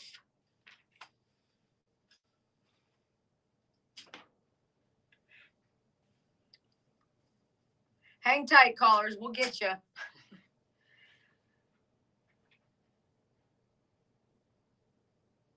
Can you guys imagine that? Can you imagine your kid comes home and has a Band-Aid on their arm of Elmo? And you're like, what's that? I don't know. I got a shot today. What shot? And then you call the school and they're like, well, we sent out an email. It sounds pie in the sky, but does it really? I don't think so. So specifically, when Brock gets back, and it should be in a moment, give me a call, 833-WBR show. I'm interested. What kind of mandates do you or someone you love, have they been forced to make a decision? Like this young man at the University of Pittsburgh. So if he doesn't get the jab, he can't graduate after spending all that time. How do they defend that? How do you defend that? How do you defend your aborted fetus research that you do either? So give us a call. He's back. I want to hear what you guys are going to say. Geez, don't even give me a chance to sit down.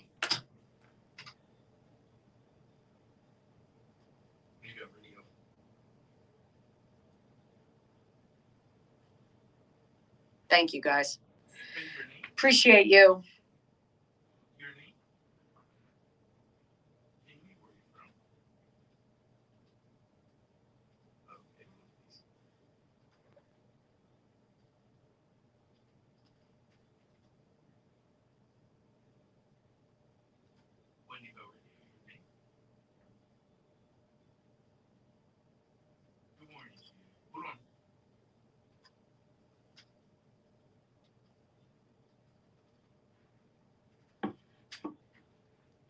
I knew you guys would have some stories. You know? It's just gross. You shouldn't be put in that position. You should not have to choose. Ever. It makes me so angry. And yes, we are going to be talking about Pete Buttigieg and racist roads. Really? You cannot make it up.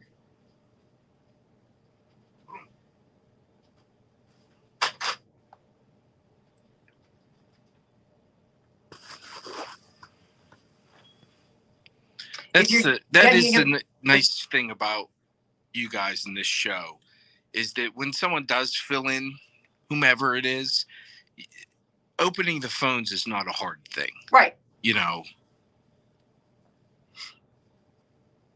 Where'd Jason go? Out to the place he's picking up all the merch to now be mailed out. Oh my gosh. I don't think any of us realized how big this was going to be. No. You and guys that's why blew our minds. It is taking time. Blew our minds. Yeah. Yeah. You're amazing. Truly amazing. Yeah. And we know that it's a cool way for you to support the mission of what we're trying to accomplish here. And I'm so appreciative of that. Plus, the stuff's cool. I love it. Just this mug. I mean, you can feel the difference. I still laugh that I've been asked multiple times about the friend and family discount. And like my brother asked me, and I looked at him, I said, my man, I didn't get a discount. I paid for it too. What? Wow, you shot me a look that could have killed. Wow. Are you saying I didn't pay for it? I'm just saying that my first bill of buying merch was close to 2 bills. Wow. Hey, if you guys call and you get the busy signal or you get the voicemail, wait and call back. You don't have to leave a message because honestly, we want to hear you on the air, not in a voicemail. Right. So work with us.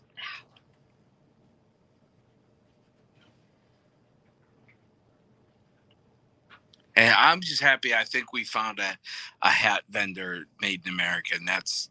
Yeah, we had to have this discussion before the show yesterday. Yeah. They're like, we can't find a vendor in the U.S. And I'm like, not from China. And Brock was like, I agree, me neither, not from China. You know, I can do Mexico. I'll support Mexico. I will not support China. China is just off my list, period. 100%, no China. 100%. I understand the Vietnam and the Bangladesh and the Mexicos. I get it. I'm a no China, which is one of the reasons I don't buy Nike. Right. Yeah, we haven't bought Nike. That, and it's not cut for husky people. Is that right? It's not. It's got more of the V shape. I have more of the O shape. So. Oh, gotcha. All right, here we go.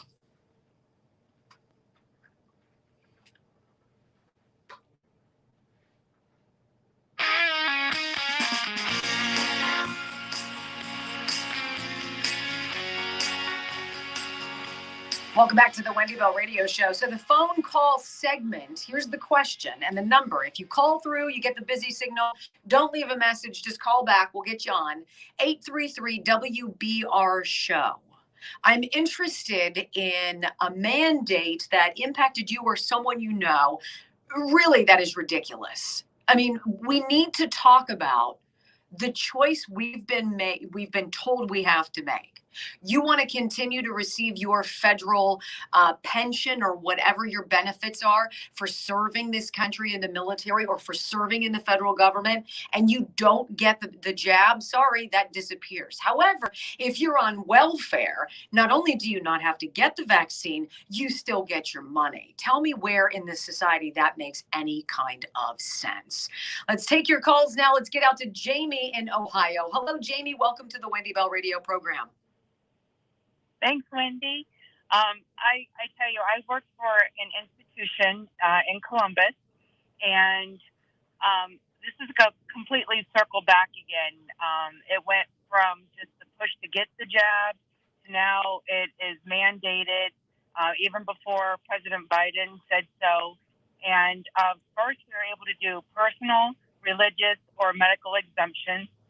I tried to go the medical route, but they said that my disorders were not severe enough, and my doctor would not provide that for me.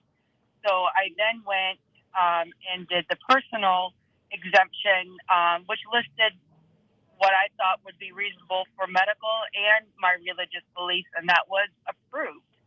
Now, because of federal regulation changes, my personal exemption is now voided. What? They're telling me that I need to get the jab again or come up with another medical or religious exemption. If you don't mind me, Jamie, if you don't mind me prying, Can you tell me what your medical exemption was? I was asking a medical exemption because I have factor V Leiden blood disorder, which means my blood clot. That kind of sounds like a reason to be exempt. But the powers that be said, no, that's not good enough?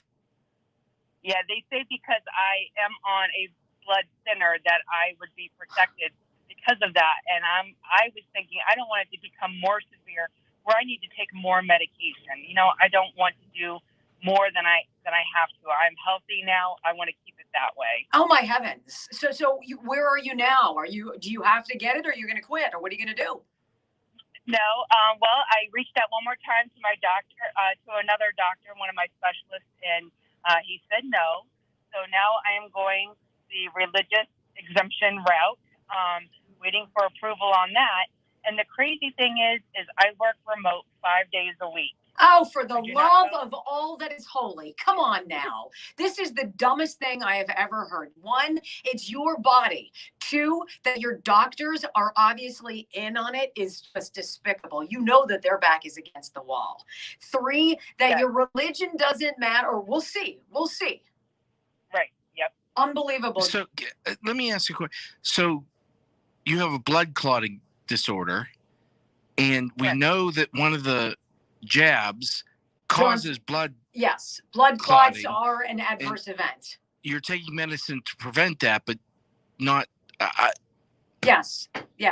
You're baffled, and so is Jamie in Ohio. Jamie, appreciate your phone call. Thank you for that. Let's get out to Gio in Greentree. You can't make this stuff up, you guys. Literally, this is absurd, and it's as absurd as it's going to get. I don't know. Let's see. Hi, Gio. What's up, my friend? Good morning, guys. You're doing amazing stuff over there. We love you. Thank you. We have a mutual friend, Levita, who works for the IRS, which it stands for. I'm sorry. Anyway, she's forced into, I think it's by Thanksgiving, either she gets the jab or she gets the boot. And the weird thing about it is that she works from home. So it doesn't make any sense. She did apply for a religious exemption. I think she's going to get it, but they're giving her a real hard time about it. So, I work with the Common Sense Company, and me personally, I don't want anybody telling me what I can do and what I can't do and when I can do it, just like you guys, and I don't think it's right to be forced to do something, especially inject something into your body that hasn't been proven. I agree. And, that's my stance on it. I agree. And Gio, imagine the caller before, Jamie in Ohio, had to reveal to her employer, who, by the way, has no business knowing about her medical past, her medical present. Legitimately, it has no impact on her job. She has to reveal to that boss deep personal details about her medical story. It's so gross. The overreach and whatever happened to HIPAA, that flew out the window, Gio. Appreciate your call, love. Tell Carol I said hi. Kelly in the South Hills. Hello, Kelly. Welcome to the Wendy Bell Radio program. Good morning, Wendy. Thank you for doing what you do. Thank you. So I'm a nurse, and I am now, facing either get it or move on. And just the amount of, I don't want to say bullying, or maybe it is bullying, but all the pressure from the physicians that I work for is absurd. Again, going into your personal life, this is a personal decision. We all have to wear masks at work anyway, whether we would be vaccinated or not. So it comes down to a personal decision, and the fact that their hands are tied is not an excuse for me. But I will say, our doctors are allowing for medical and religious exemption, finding that not to be very easy to find these days. But I just called it to urge everybody to not give up. There is somebody out there that will sign your papers. It won't be easy, but don't give up the fight. How many people with whom you work do you think, Kelly, are on your side with this? I mean, is this something that's just a smattering of nurses, or are there quite a few people? I would say there's about 10. I'm going to say like 10%. Okay. Of those that I work with are, let the choice be ours. Let's agree to disagree. And I would think it would be higher, to be honest, I would think it would be higher. Me too. I would say when this first started, it's about 25%, which I think is more on the average. Right. But it has fallen to 10%. That's amazing. Now, whether that means some people gave in. Right. Well, you're right. You're right. People left. Right. I appreciate Can your they call. afford to lose 10%? I don't know. Who knows? That's a great question, Brock. We are a very small facility of less than 100 people, but unfortunately, because of the CMS Medicare Medicaid rule that they started, our doctors have to enforce it through OSHA, of course. So such a joke. And then if you guys actually end up getting the boot, or you end up walking, and you should get fired before you walk, just for legal purposes for down the road. Just think about that. The storyline becomes, when COVID or anything upticks in your hospital, oh, we're being flooded. Well, no, you're not being flooded. You're understaffed because you're doing something that's illegal and unconstitutional. It's disgusting. Kelly, appreciate the phone call. Let's get out to Joe in New Mexico. Hi, Joe. What's going on? Yes, Wendy, I love you guys. You guys do a great job. Thank you. Okay? And I don't have a story per se, but when they're mandating, I call it blackmail, when people are losing their jobs. Right on. If they do not take you know what? That's insane. And like you were talking about earlier with having the children going over there, where they're starting to want to set up all these things in the schools, COVID, whatever in the schools. I mean, people shouldn't have to lose their livelihood. Correct. To live. Right. To live for this shot. Right. Welcome to America 2021. The flag behind me represents something that this administration does not embrace. Okay? This is the reality of where we are. And Joe, thank you for the call in New Mexico. You said it well. What the hell are we doing? So you can go overseas, you can fight for this country, but if you come back here and you don't acquiesce, you're on the street. Wow. What an incentive to raise your hand and take that oath to defend against domestic and foreign foes. Who would ever want to do that now? Let's get out to Luann in Pittsburgh. Hi, Luann. Welcome to the Wendy Bell Radio program. Luann, you there, love? We'll put you on hold. We'll try to get you. Let's get out to Maria, calling from California, Pennsylvania. Maria, hello, dear. There you go. Uh-oh. Hold on. We'll get you. Hello, is it? Oh, I think we just lost them. That's okay, Brock. Listen to what these callers have said. I will take more because I want them, yes. This is where you are. You don't have freedom to choose. You are now on a hamster wheel. You have to run around in order to stand up for your own bodily autonomy. Where in this country when in this country, I should say, has that happened before? And we have a president who is behind it, who believes in one thing: do as I say.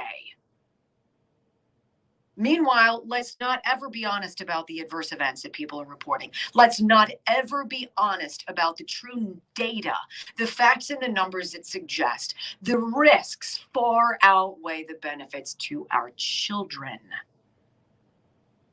I don't know about you guys. It's one thing to run and gun for adults. It's an entirely different ballgame when the salivating, greedy elite set their eyes on 28 million kids between the ages of 5 and 17. How does that make you feel?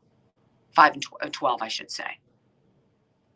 And to read that this stipulation or this provision in the World Health Organization regarding informed consent, that should you, oopsies, wake up and have a few other things going on that morning as you send your kids to school, and alas, it's your school vaccination day. Yay, everybody. Big Bird says it's safe. His wing got a little sore, but he's okay. Come get yours. That somebody at your school can put their fingers on your child and without your consent, just because it's that day, just because the clinic is that day and your child is there, is presumed consent. How many of our liberties can they trample? How many of the things can they take away from us? Whew. Lines are packed. We're going to get out to you guys here in just a second, I promise. I do have this commercial break we're going to hit and then more phone calls, so hang tight, folks. I do want to talk to you guys about Dr. Richard Rafferty and the Disc Institute of Pittsburgh. Talk about a doctor who's doing things the right way for the right reasons because it's always the right thing to do. If you suffer from bulging, herniated, or degenerative discs, and you've been told that epidurals to ease your pain is the only solution, or spinal surgery is what you've got to go through, make the call and see Dr. Rafferty. He does something non-surgical. It's almost 100% successful. 98% is pretty darn good. It's called intradisc neutrosis. And he'll be able to tell you by looking at an x-ray whether or not this is something that's right for you, or an MRI scan. He'll tell you if you're a candidate. Before you spend a single penny, call him. Call Doc Rafferty today. He's delightful. 412-906-9600. PittsburghDiscInstitute.com. Make that appointment today. We've got Jim, Chris, and Kathy on the line. More of your stories about the edicts, the mandates, your do or lose something. Wow. I'm getting fired up. Don't go anywhere. More to come on the Wendy Bell Radio program.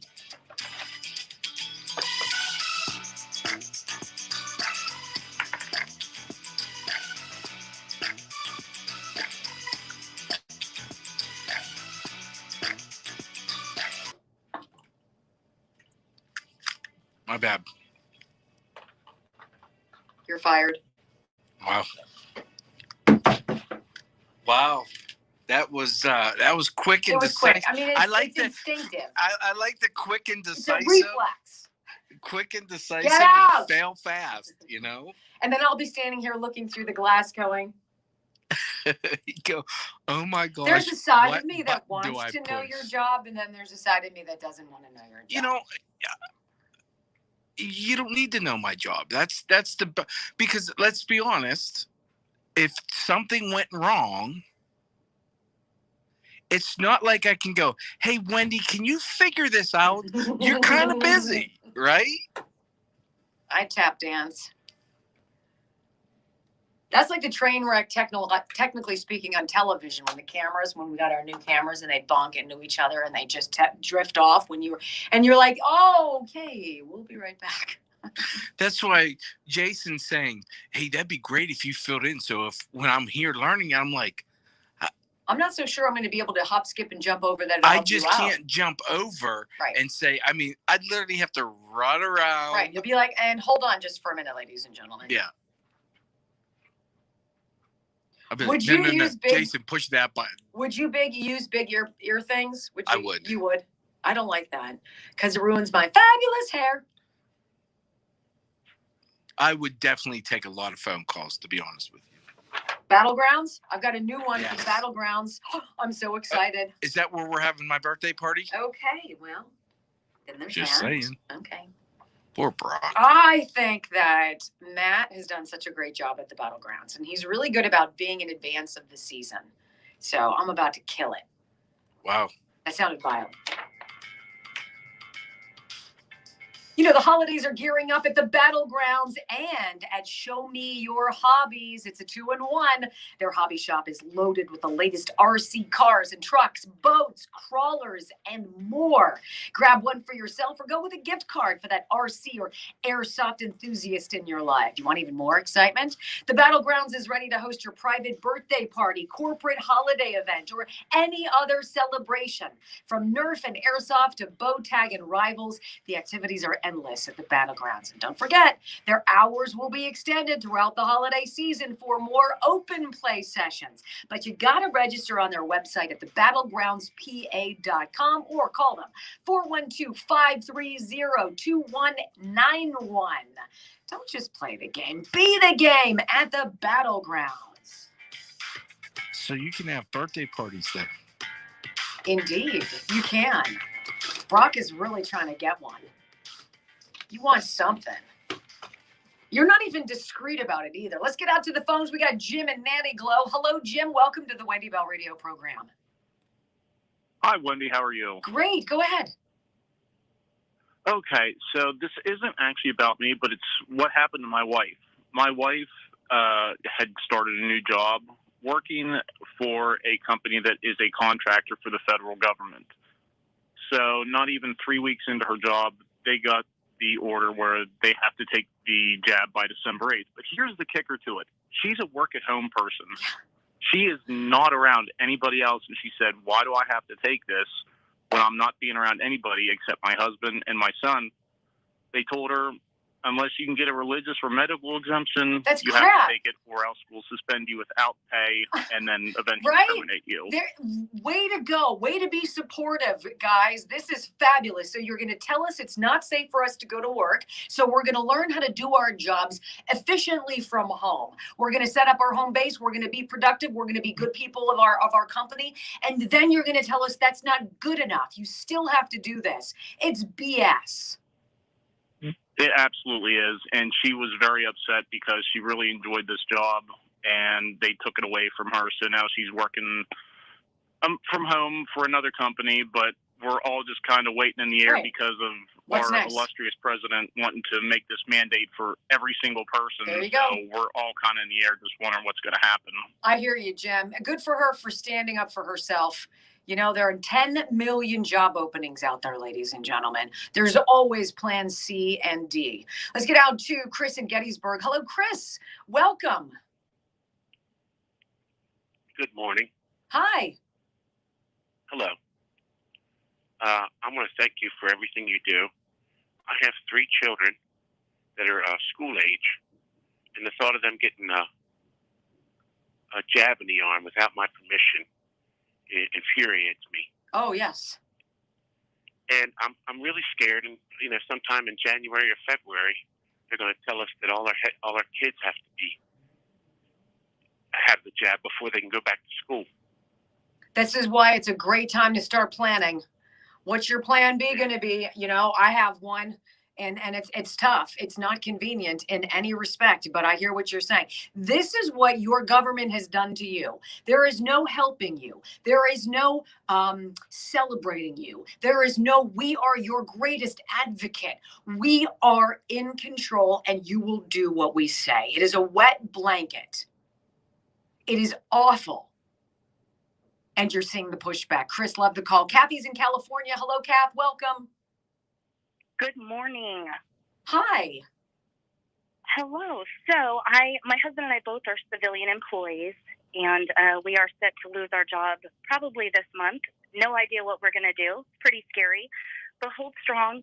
That's what we're doing. I really don't know what's going to come of it. Supposedly we have 5 days of re-education, where we heard that before, and then we have 14 days unpaid leave. Wait, 5 days of re-education? What is that? Is that like a coercion program? I don't know. I say that they're going to probably set us in front of CNN until we're begging to get the jab. I don't know. I have no idea. This is preposterous. Welcome back to kindergarten. You guys can't make decisions for yourself anymore, hon. I'm so sorry, Kath. You and your husband, you've done well for yourselves all this time, but you can't do it anymore. Yeah, stay strong. I sent in my religious exemption yesterday.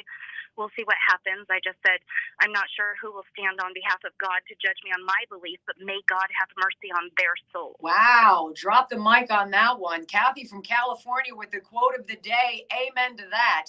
Let's get out to Nancy in Freedom, Pennsylvania, I should say. Hi, Nancy.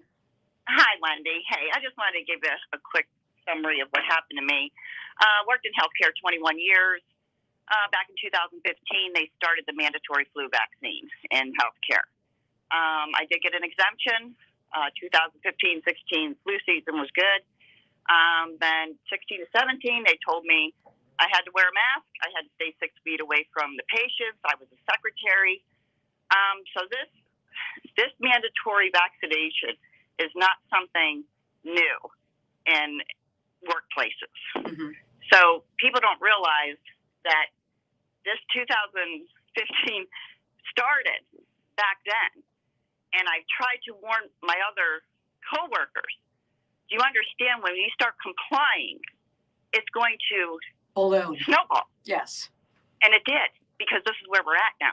You're right. In fact, I've seen pictures snapped in 2015 and 2016 where specifying vaccines mandatory and pictures of masks in medical environments, just as you suggest. So you're correct. This isn't something new. They've been pushing this for a while. This is just when people give in, they can push the envelope even further. And I think Nancy brings up a great point.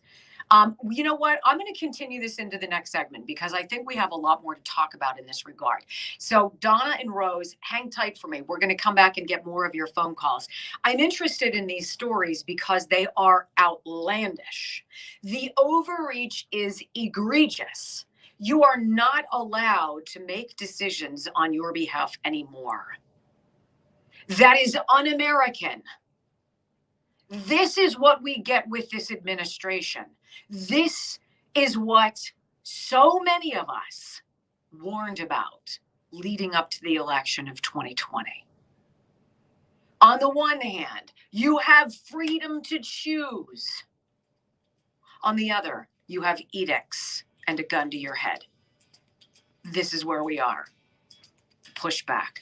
Holy moly. More of your phone calls, stories about edicts that you're suffering through, the consequences on the horizon. You're listening to the Wendy Bell Radio program.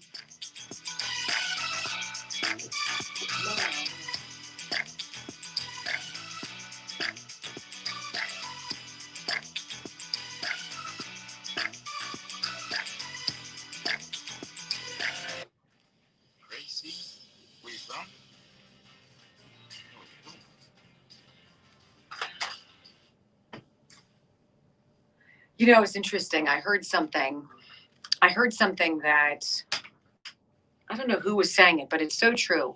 When the whole thing with Kyrie Irving happened and he stood up and said, I'm not getting this vaccine. I've had COVID. I'm young. I know about natural immunity. And while all I want to do in this world is play basketball because God gave me this gift, it is not worth it for me to forego my liberty and my freedom in order to acquiesce and take a proverbial knee. There would have been a very simple way for it to have ended in professional athletics. And that would have been for his entire team to agree to what he was doing and saying, we don't play. As long as this happens, we don't play. You can fire all of us, but we don't play. And this is a multi-billion-dollar industry, just here in the United States, let alone in China. That's a whole nother story. But the minute people acquiesce, the minute they comply, game over. And so you are on an island standing up for what you fundamentally believe. Take strength in that. Take strength in that.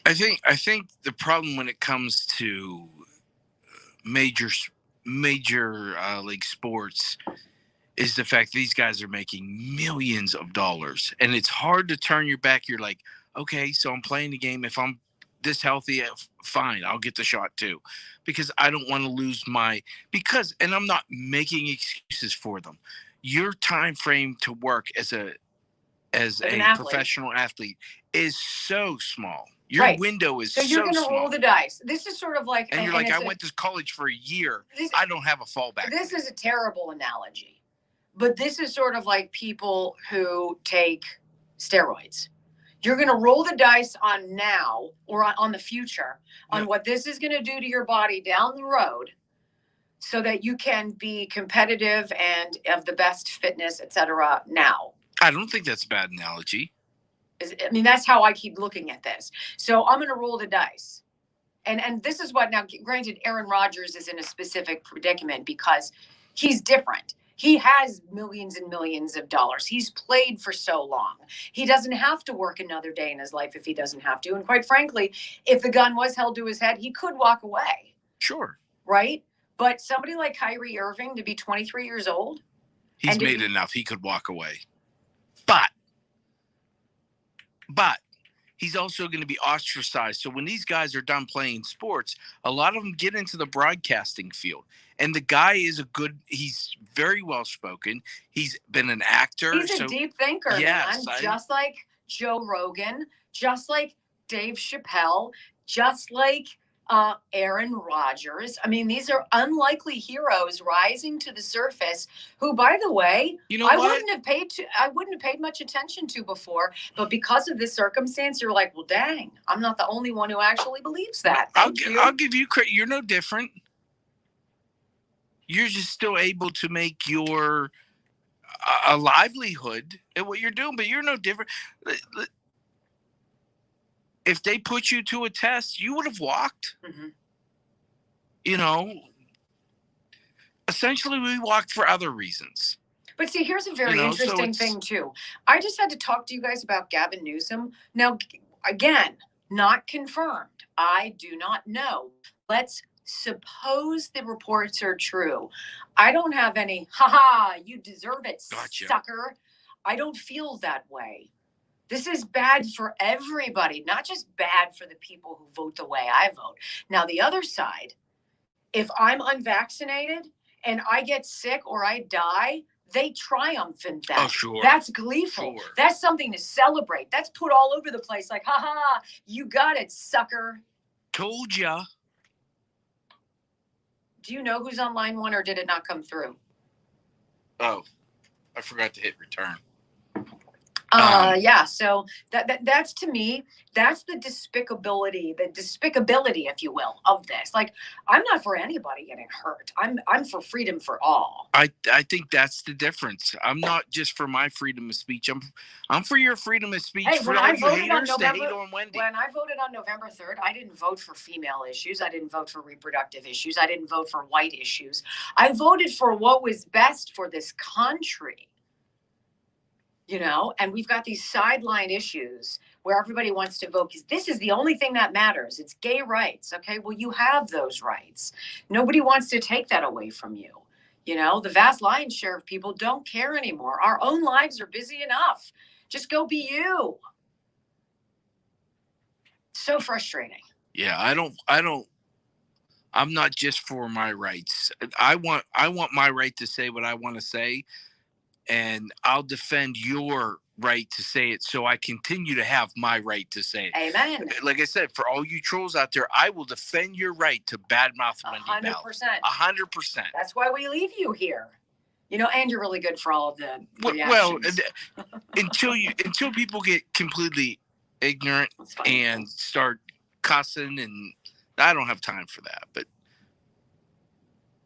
no, but I agree with your sentiment. It is well spoken. I don't have to agree with what you're saying. Who was that goofball we supported? Nick, what's his face? He said something, the actor. Oh, Nick Cannon. Nick Cannon. Yeah, he wasn't a blithering idiot about melanin and how black people are a superior race. Okay. And he got a lot of backlash, but hey, my man has a right to say it. You don't have to like it. Yeah. Turn the channel. Right. Turn the channel. That's what we've gotten into. Everyone ultimately votes with their dollar bill in this business. If you don't like Wendy, turn it off. That's how you vote. But you won't. You know why? Because she's fabulous. Yeah. I mean, seriously. Someone did say I was fabulous too, so it kind of waters it down a little bit. It's kind of an empty empty compliment now. Wow. Using facts to take on the woke politicians, triggered leftists, and the corporate media. You just got to try harder not to suck. Live across the fruited plain and from sea to shining sea, you're listening to the Wendy Bell radio program.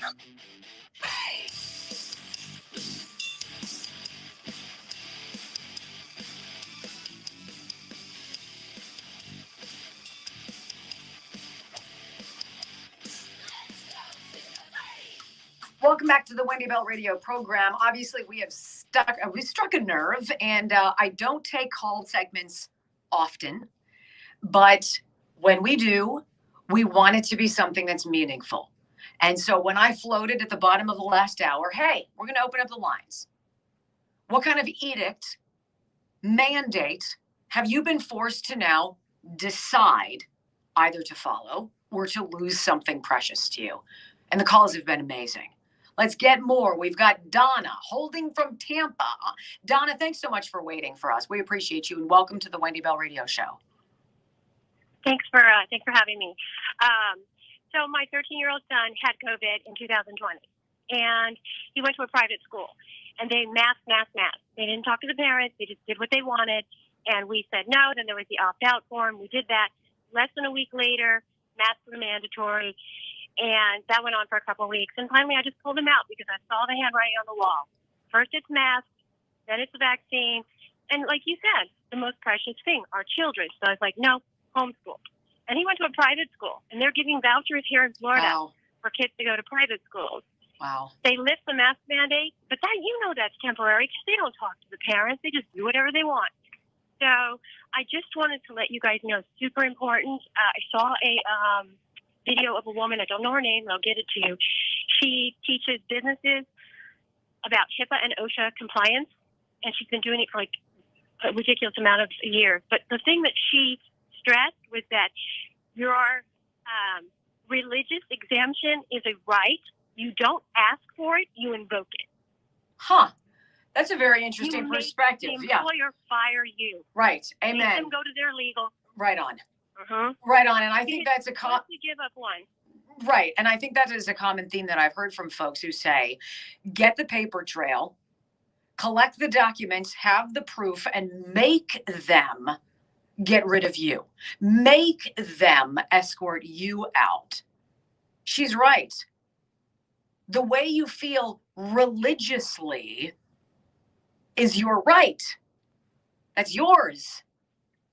They don't own that. They can't deny that. It's a great call, Donna, and I appreciate that. Thanks so much. Rose is in Uniontown. Hi, Rose. Thanks for holding. Appreciate your time. Hello, love your show. Thank you. Calling in because I'm going to lose my job probably in January because I won't get the jab. They told us the end of October was the deadline, but amazingly, out of our 1,200 employees at the hospital, 165, I heard from upper management, weren't back. So in the meantime, if they would have fired all of the 165 at the end, they wouldn't have been able to run the hospital. Right on. Because one floor would have had 2 night nurses last night, is what I understand. So, yeah, you can't run a floor with 2 night nurses.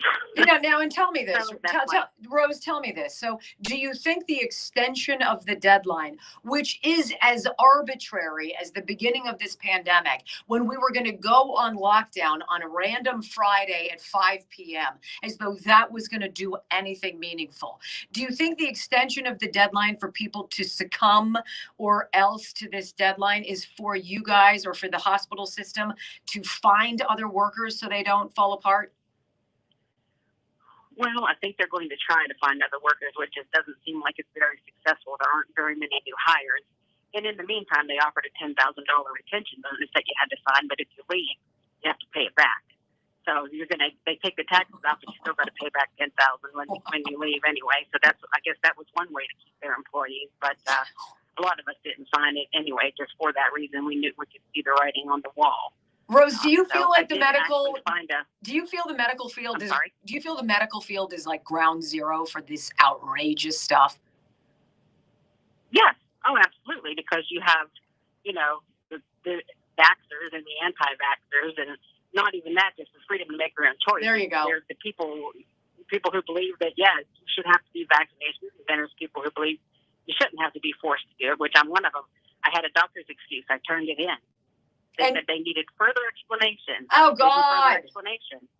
I still haven't heard back yet since the extension. I guess I'm not going to hear back until, January. We'll see what happens then. Right. Well, I'm on your side, Rose, and I appreciate that. Remember, these were the heroes of yesterday.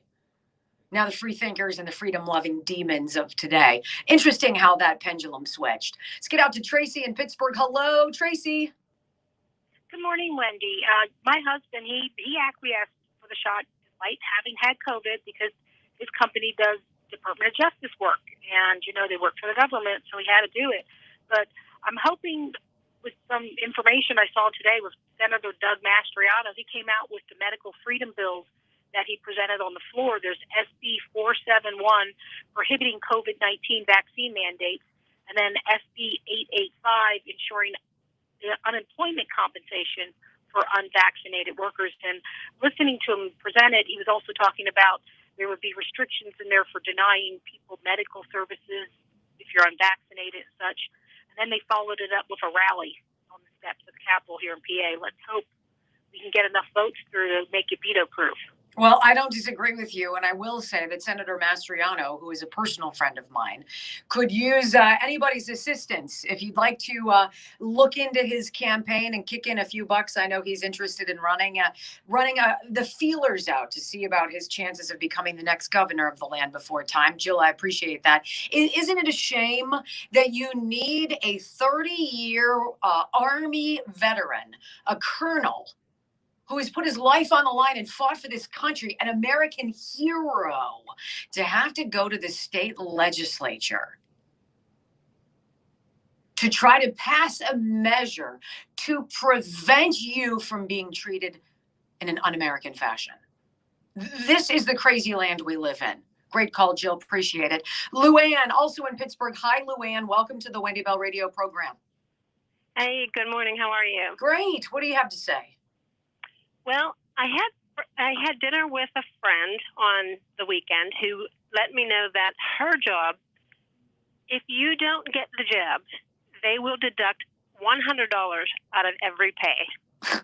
If you do get the jab, they'll give you $100 every pay. Wow. So basically, they're taking money from one person and giving it to another. That's a she very works from home too, just like a lot of the other callers that you had. She is not around anybody. She works from home. I was going to say that's a very socialist redistribution of wealth going on there. Wow. There's all sorts of ugliness going on in our country right now. How do you defend that?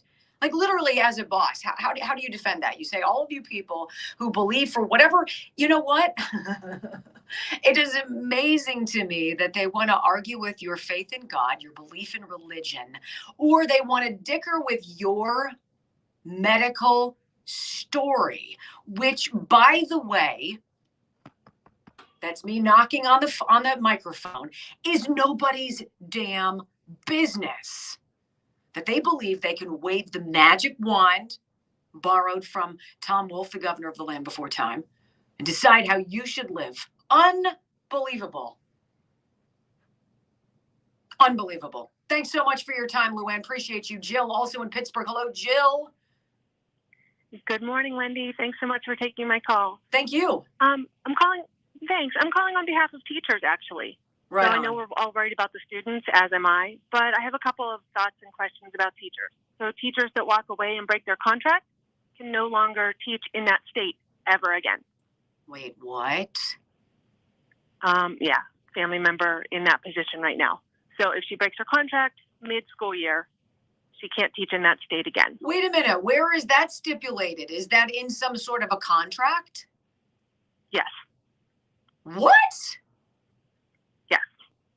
That's disgusting. And then my backup question, it is. And then the backup question to that becomes, are we teaching our teachers to be medical professionals?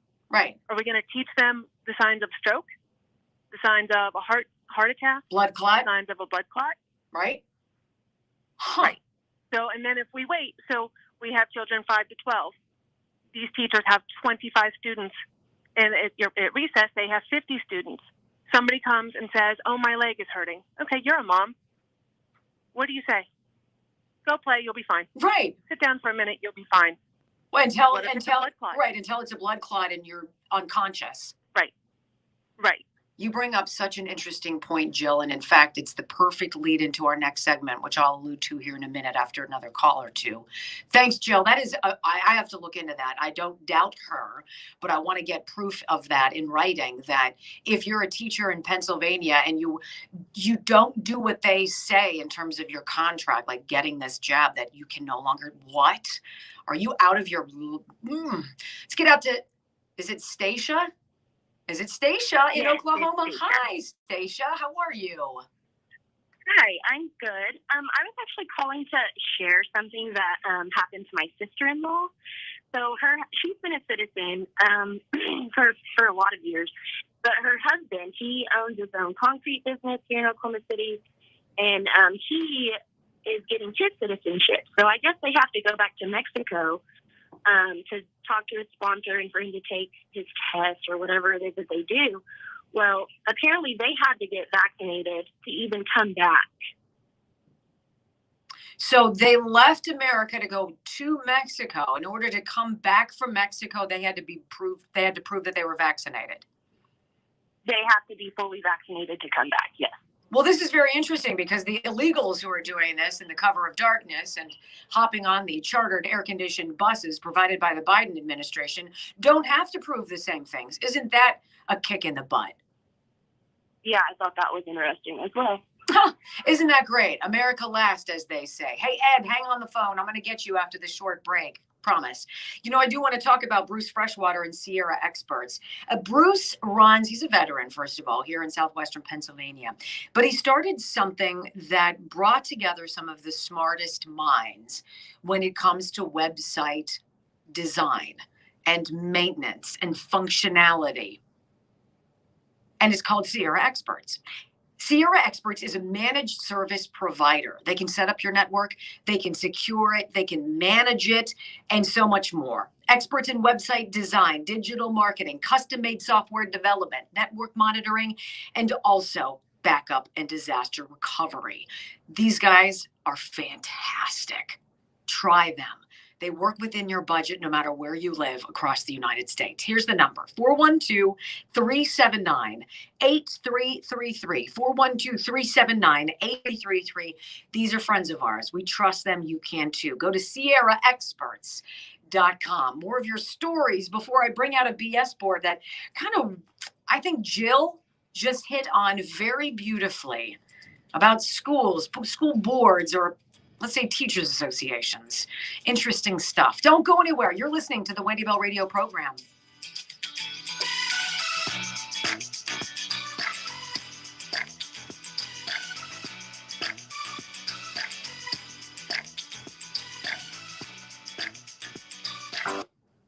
I had a hard time saying that.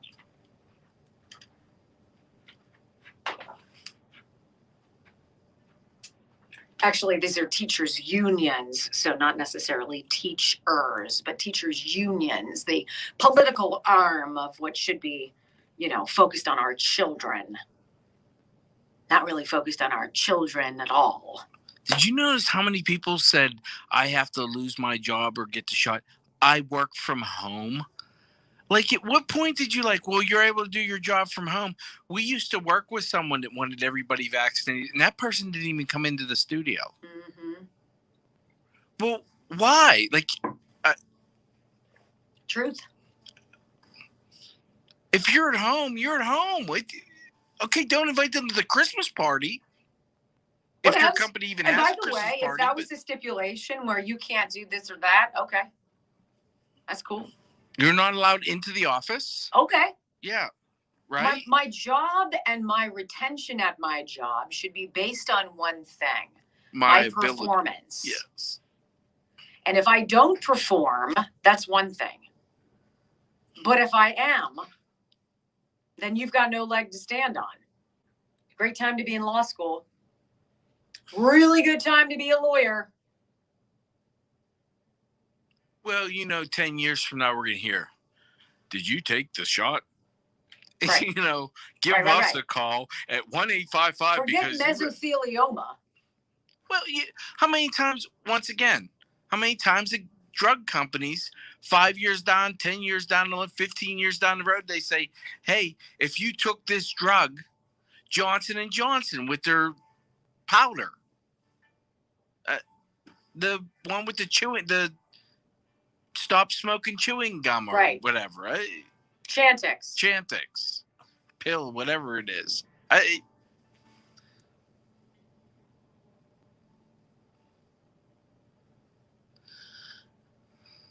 Once again, I'm all for you having the ability to live your best life, and you can't live your best life if someone else is telling you how to live it. It's just. I would never dream. And you know what? It's funny when people call in or they talk to me personally and they recognize me and I'm out and about and they come up and whatever and they're like sheepishly, they're like, I got the job. And I'm like, okay, you don't have to be sheepish. I'm not judging you. I don't care. I hope you're good. I hope you had no adverse reaction. I hope you had no adverse reactions and that you're safe. The same as I feel about dipstick Gavin Newsom.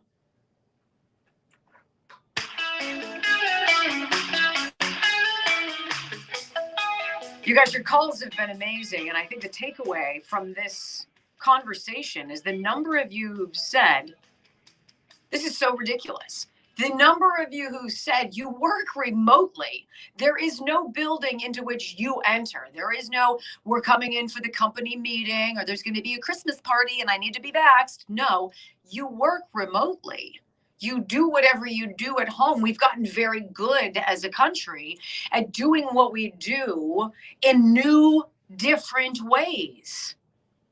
So explain to me, federal government, why your magic wand applies to those people who don't have interaction with the rest of your workforce. You don't. You don't. And that's the idea. Don't question us. You shut up.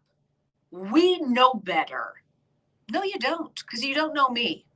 And you don't know my body. And you don't know my history. And you don't know my God. Let's get out to Ed, patiently waiting in Ohio. Hello, Ed, and thank you for holding. Hi, Wendy. How you doing? Terrific. I got an interesting story for you. My best friend nearly lost his life to COVID last year. He was on a ventilator for 3 weeks, lost 43 pounds in 52 days. Holy smokes.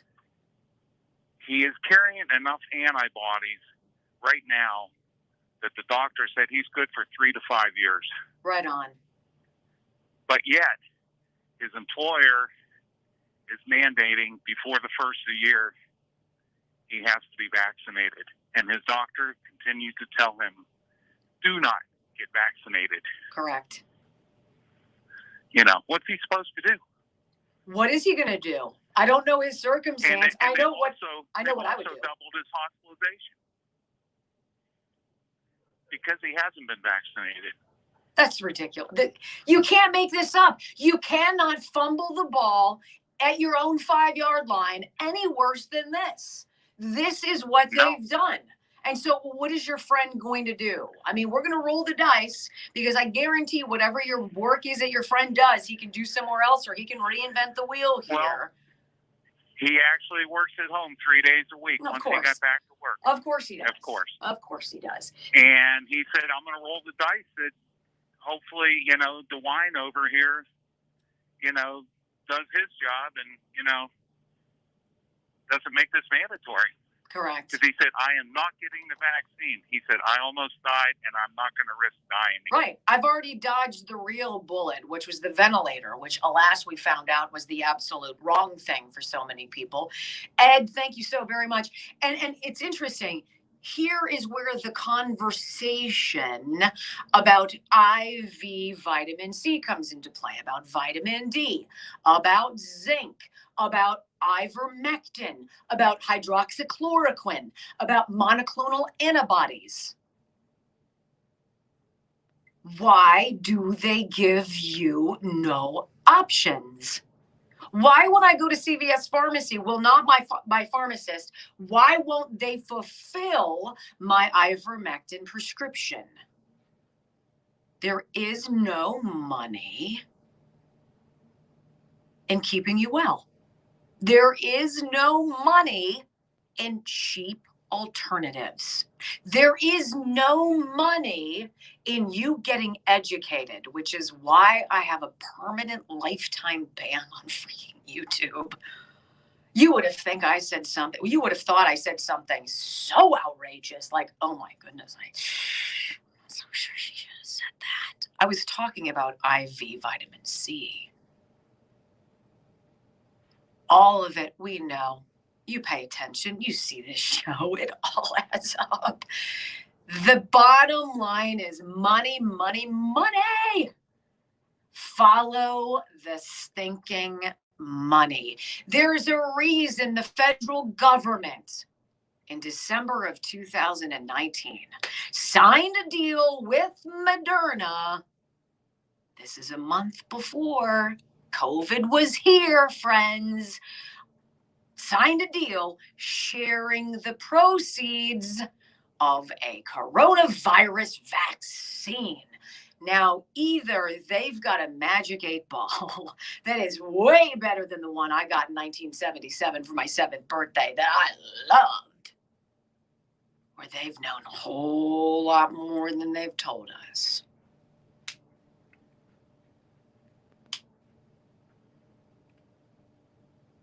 You know, and I thought about this and I said it to Brock in the stream off camera or off the air. Rolling the dice with your health is akin to being an athlete who rolls the dice on the future by taking steroids today. So I'm going to inject myself with something that's terrible for me. Beefs me up, makes me look pretty good, makes me strong, makes me superior to others who are not juicing or what have you. I'm going to bank on this. I'm going to stockpile today. I don't know what's going to happen tomorrow. I might get cancer. I don't know. I might have erectile dysfunction. I may be sterile. Well, I'm not going to worry about tomorrow. I'm going to worry about today. Except the benefit of today isn't proven with this freaking mRNA. Doesn't keep you from getting it, doesn't keep you from spreading it, doesn't keep you from dying of it. Wait till you see the BS board. We're going to roll it out. Coming up next on the Wendy Bell Radio program.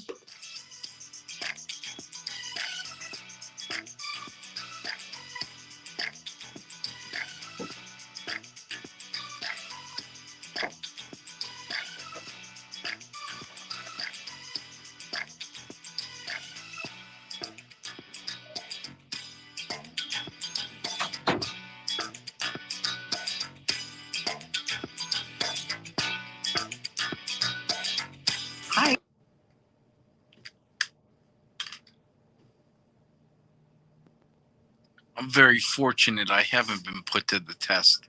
But I can't imagine some of these people working from home. It would be tough if Wendy said, hey, you need to get the vaccine. I mean, there's 2 of us in this building. Two. And if you work from home,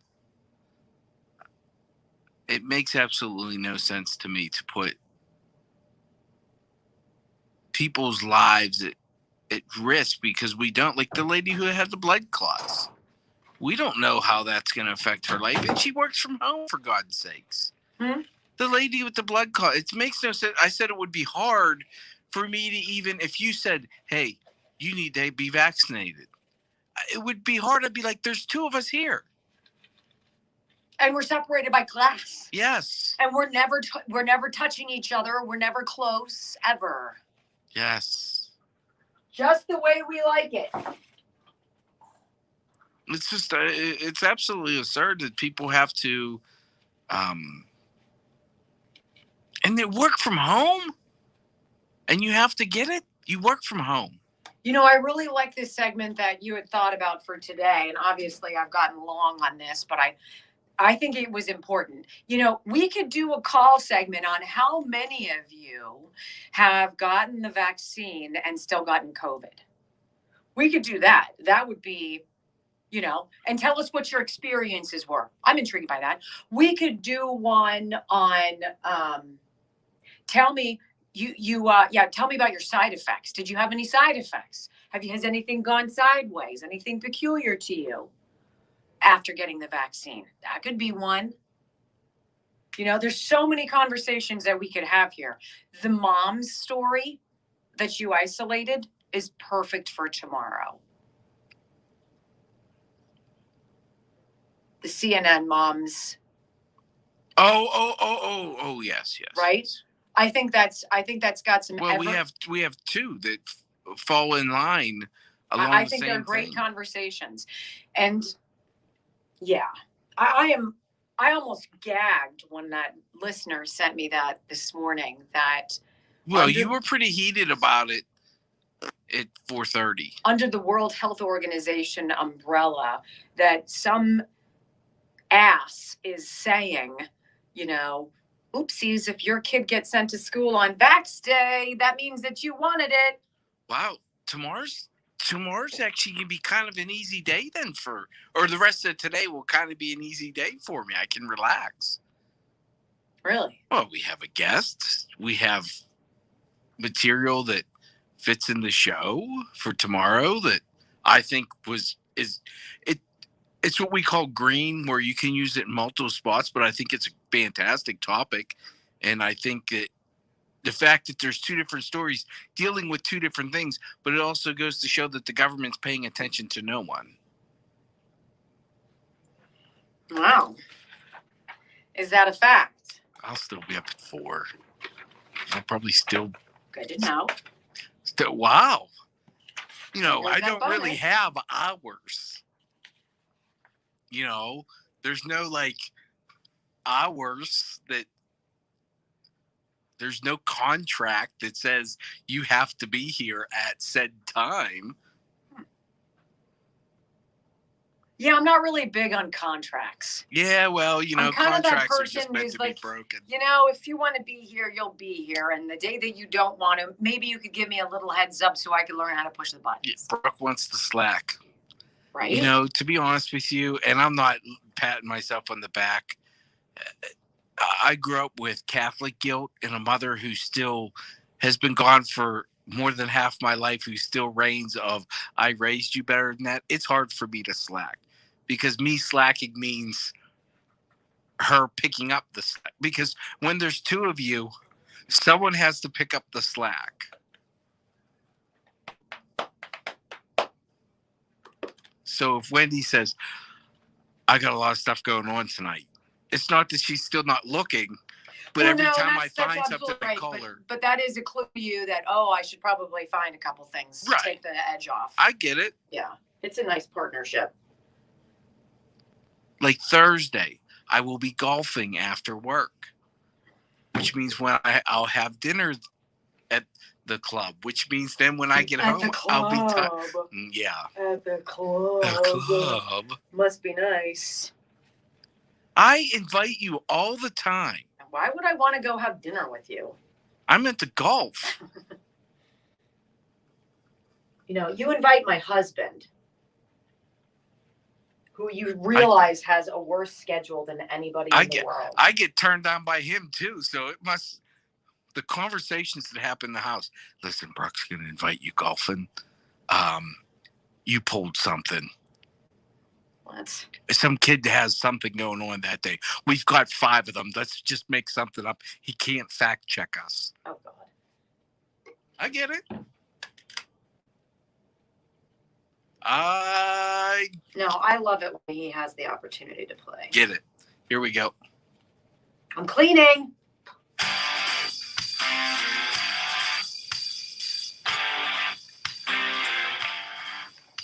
Now, we were talking early this morning as we were putting the machinations of today's show in place. And, you know, this whole concept of parents and children and this disconnect, which was presented to you at the very beginning of our monologue this morning. This disconnect of not understanding, like you're listening, but you're not hearing.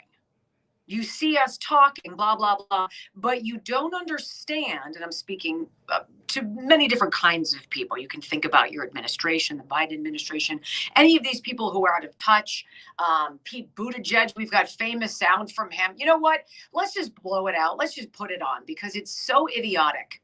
This, you know, you've got a guy who a year ago was running to be president of the United States, who his own city of South Bend, Indiana couldn't stand him. But because he filled a box, he fulfilled a check on a box for the Democratic Party, a gay man. I don't care who you are. Are you effective at your job? Are you innovative? Do you think outside the box? Are you about fixing problems, making us more extraordinary as a people? Do you believe in American exceptionalism? Well, a resounding no. He fails upwards into the Biden administration as the Secretary of Transportation. Bails for months on end while our supply chain crumbles. The docks are packed with stuff, right? As he's at home, you know, chest feeding his newborn children or whatever. Okay. So idiotic. And then he wants to say, well, we are talking about infrastructure, even though only 44% of said infrastructure bill that was ridiculously passed goes to actual infrastructure. Now, hear this. So where we target those dollars, you know, I'm still surprised that some people were surprised when I pointed to the fact that if a highway was built for the purpose of dividing a white and a black neighborhood, or if an underpass was constructed such that a bus carrying mostly black and Puerto Rican kids to a beach, or it would have been, in New York was designed too low for it to pass by, that obviously reflects racism that went into those design choices. Okay. There's so much for us to unpack there, and I'm not going to give Pete Buttigieg, as he's finally rolled in from paternity leave, to call our transportation, our roads and bridges racist. I want to focus on what matters. And Pete, you should care this. You should care about this. As a new father, you should care about what we're talking about. Teachers should be teaching kids. Yes? Teachers should be teaching kids what ought to be taught. Not critical race theory, not crazy political garbage. Teaching should not be political. Okay?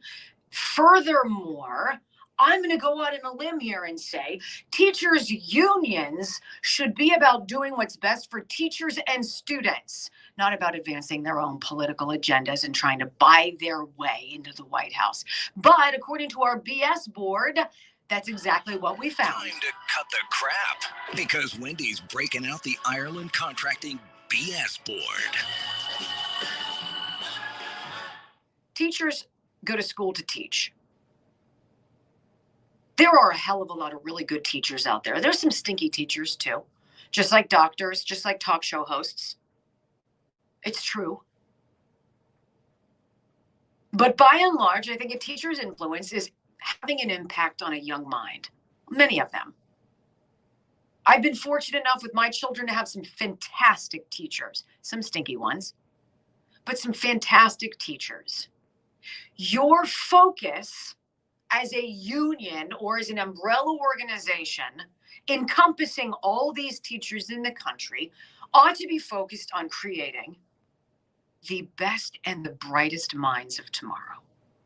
That the greatest accolade, the most fantastic benefit should be children who grow up to be independent thinkers, problem solvers, innovators, doers, achievers, who embody this notion of American exceptionalism.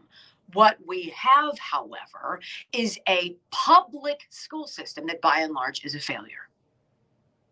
There is a reason that in many of our states, only 1/3 of our students at benchmark levels, 3rd grade, 8th grade, are proficient in reading and or math, and forget about science. So when we found this information, wondering, well, how much influence do these teachers' unions and education associations have on political candidates?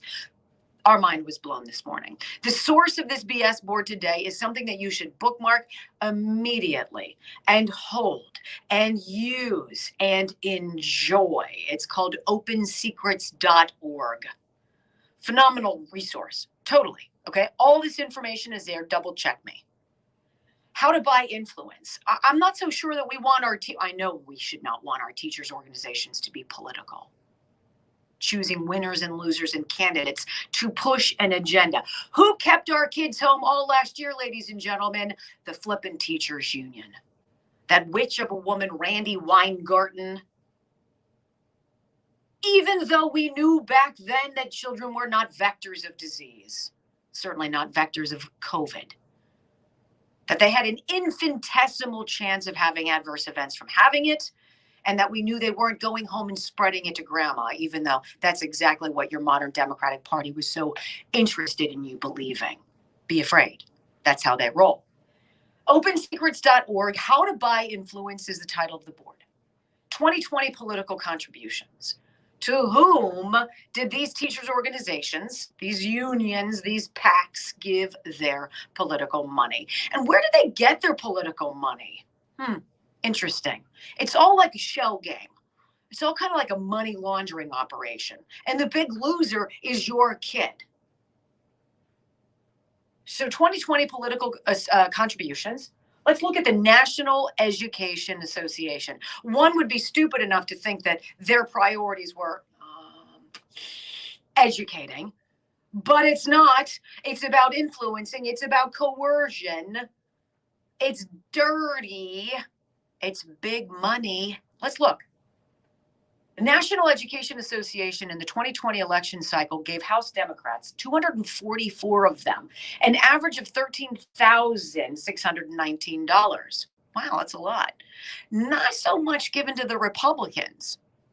Only 16 House Republicans got money. They got much less, only $3,059. Wow. Total of $3,323,000 given to the Democrats and just about $49,000 given to the Republicans. Do you see who they like to choose to push their agenda? It's not the GOP. Even more striking here in your Senate candidates or Senate folks, okay? National Education Association last year gave Senate Democrats, 41 of them, an average of $10,836. They gave only 7 Republicans money, much less too, only $1,700. And they gave an awful lot to the one lone independent. Who would that be? Bernie Sanders, $57,000 and change. Wow, they must really like something that Bernie Sanders is doing, let me tell you. For total contribution over here, right? A lot of money. Net all these donations together, okay? This is hard money. This is money that the federal government knows about. This is the money that's on the books. The soft money is the tens of millions of dollars that gets pushed in on the down low in that great loophole where you don't have to claim who's who and what's getting what.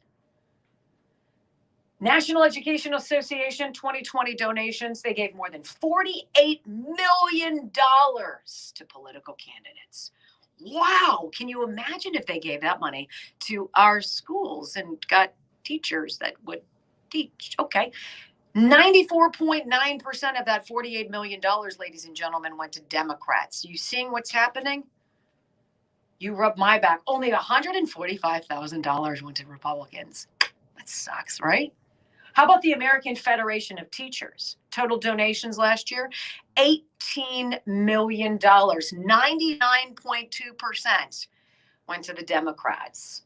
Both groups combined, their political influence just during the 2020 election cycle, more than $66 million. That's insane. 98% went to Democrats. 64, almost 65 million.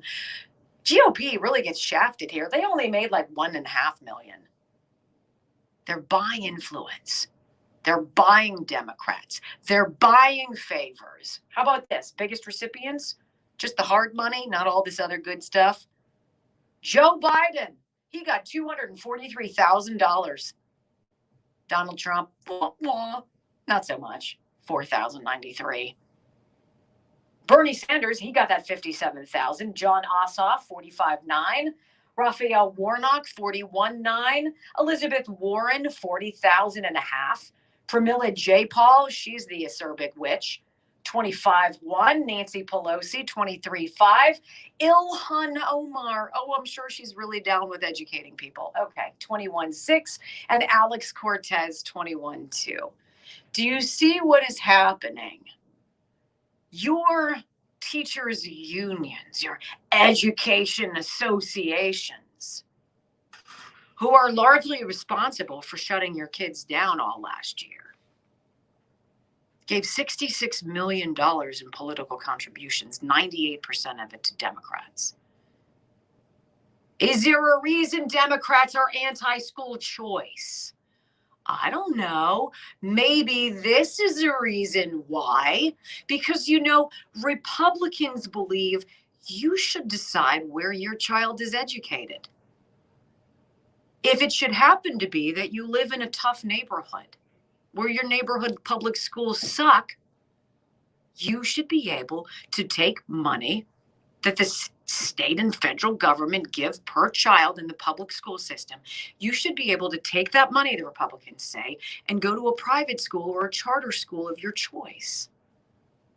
Why don't Democrats ever vote for you to be in charge of your choices, your family, your body, your faith, your freedom? Because they want to control it all. And this, my friends, is why we on the right voted against they on the left, because we knew this. We've known this for years, and we vote for what's best for the United States. And it ain't this. More Gains Fitness. Going to a gym is a commitment. Going to a gym when you work weird hours and finding a gym that's open when you need it to be. What if that's 3 a.m? How about a gym that's open 24/7 for you? It's More Gains Fitness. Southwestern Pennsylvania's fitness leader in my mind. 4 locations, Somerset, Cambria counties, veteran owned, veteran operated. The people inside make such a difference. They've got everything you need inside. All the free weights, Nautilus, plate-loaded weight machines, the cardio stuff, cross-training rig, indoor track and turf. You've got the group fitness classes, certified personal trainers, metabolism testing, body composition analysis, even childcare, and franchises available for sale. Great people. Check them out. More Gains Fitness, MORGAINZ Fitness.com. We'll be back right after this. You're listening to the Wendy Bell Radio program.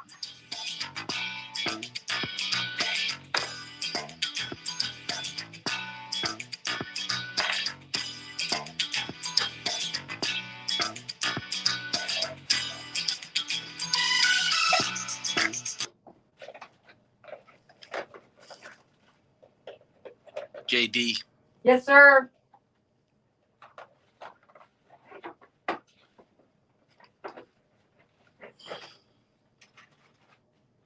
You know what I'm going to do when I get home today? Do I want to know what you're going to do when you get home today? Wow, okay. No, I don't. What are you going to do? You're going to steam clean your carpet. Yep. Uh-huh. Doing the bedroom. Doing the bedroom. I get excited about that. Well, you know what's nice about it? Unlike mopping, which is my least favorite thing to do. I would rather go outside and blow leaves than mop the floor. And the floor is easier. No, not to smoke a cigar. It's just, it doesn't have that taking out the dirty water tank and dumping it out and saying how filthy it is. It's gross, Yes. but you're like, it feels so much clean better now, but like, but you know, my it's still gosh, not. I'm a dirty pig. You know, Well, like you have animals. I hate myself. It's that I hate myself for eating this, but I love it so much. No, I think it's great. I walked down the steps into the basement, you know, where we've got the new walls up. Right. And now we've got this new flooring going I have been invited there. Going the new floor. But the steps, you know, the steps were so rank. Like, I've got to take all that. We've got to rip out all that carpet and get new carpet. And I walked down. Is this a long story? You got 20 seconds. I walked down in bare feet and was like, so gross. So I can't wait to get my, yes. You wonder why I wanted to wear shoes. Oh, God. You ruined my carpet. Did I? Yes. What?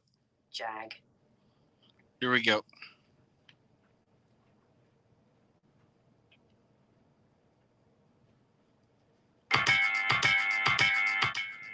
You know, it's a good time to be an attorney. It's a good time to be Attorney John D'Onofrio, because what he does is give people peace of mind and creating that roadmap for the future.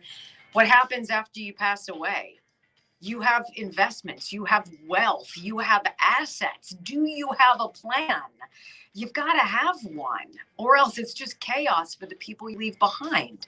And this is what he does. He's an estate lawyer, 40 years of experience. He knows the legal ins and outs. It's a maze that he can get you through, and he can help you avoid some really punishing taxes. Call John D'Onofrio today, 412-928-2068, 412-928-2068.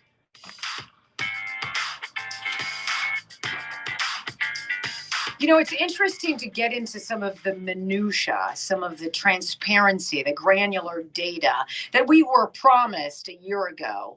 That was the big catchphrase, right? Transparency. Anytime anybody's going to tell you they're transparent, they're hiding something, right? Unless, of course, it's me. Why doesn't anybody reveal these details? Where does this $66 million come from, right? Taxes, I don't know. Dues, I don't know. Seems like it's one big scheme to reward people through political donations and to coerce what they decide, to coerce their decisions. How about we just focus on raising the best, brightest individual independent thinkers we can? Oh, because there's a business in education. It's always been a business.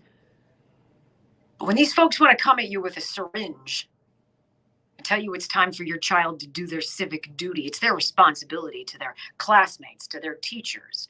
Any teacher who doesn't want to get back in the classroom because they're afraid of COVID and they've been vaccinated needs to move along. Retire. Find something else to do. I saw this and I thought you guys would appreciate it. USA Today asks 1,000 registered voters, Brock's already giggling, what they want Joe Biden to do. And the top answer is absolutely awesome. I read that to Joe last night and he nailed it. There's only one answer, ladies and gentlemen. Can we all say it together? If there's one thing you would like Joe Biden to do right now, what would it be? Retire. Of course. Not retire, resign. Resign. Excuse me. Resign. I could get darker with it, but I don't wish ill will upon people. I just want them to move out of the way so those of us who actually care about America can take over the reins and not whip migrants with them, if that's okay. USA Today asked 1,000 registered voters what they wanted most for Joe Biden to do. The top answer, which drew the highest percentage, is awesome. Number 1, resign/quit/retire. 20%. Duh. Number 2, economy, jobs, 11%. Hello, Biden administration. If you read the USA Today, and I know you do, this is big. Pay attention. The number 2 biggest thing, rather than Joe Biden stepping aside, walking into the sunset, and taking Jill and Hunter's artwork with them, is the economy. Money. The games you're playing with inflation, with gas prices. You know what? You've got Junior Saki's sound on gas prices. The ambivalence and the lack of concern about what we're doing and how we're suffering because of you is breathtaking. Play this. Okay, and on what the Secretary General and what she was saying yesterday, what options besides tapping the Strategic Petroleum Reserve does the president have to counteract higher gas prices? So, I've talked about this a couple of times. We don't have an announcement yet on anything to share at this time. But we're monitoring it, right? We're monitoring the prices, and we're making sure that we have tools in our tool belt that we can try and use. But at this time, I don't have anything new to share. What else are you reviewing? Because Secretary General has confirmed that is an option that's on the table, and the president has said there are other tools that he could potentially use. So could you just lay out what those other options are that he's considering? So I don't have anything specific here. The president spoke to this recently, but he's also asked FTC to crack down on illegal pricing, right? That is one thing that he did on gouging in the market, and the FTC is responding. But also we're going to continue to monitor the situation and have a number of tools in our arsenal, as I just mentioned. I don't have anything specific. I've got one for you. It's called the Keystone XL pipeline, you blithering dope. It's called Don't Close That Pipeline in Michigan. We're working on it. She's leafing through her binder. This is how disconnected these people are. You've got to leaf through your binder to connect with the American people who are panicked about being able to afford gas? You got to leaf through your binder to find no answer that you already said I don't have the answer for? We're working on tools in our tool belt. We're monitoring it. Oh, I feel much better now. That helps me out a lot. I'm monitoring the sky-high price of cattle and milk because we're going to tax the absolute bejeepers out of it. We're going to monitor that and see how many people we can make hungry. We're going to monitor the price of natural gas. You might want to monitor your blanket supply, but we're going to monitor how you guys are all doing with that, okay? And we'll circle back. At some point, this is the answer. This is why people want Joe Biden out. And it isn't just GOP. These aren't just conservatives. It's Democrats. It's independents. It's moderates who want their country back. Number 3, what they want Joe Biden to do most, unite the country. I don't think that's possible. I think damage done, damage inflicted, purposeful damage done. This is what they've wanted. Because when you and I fight, when they can create little smoke screens, they can continue pushing things that are wholly un-American. This is the plan. To say that you're monitoring it is as great an insult as saying we'll circle back. That's code for we're the freshman team and we're in way the hell over our heads. Until tomorrow, stay well, stay safe, peace.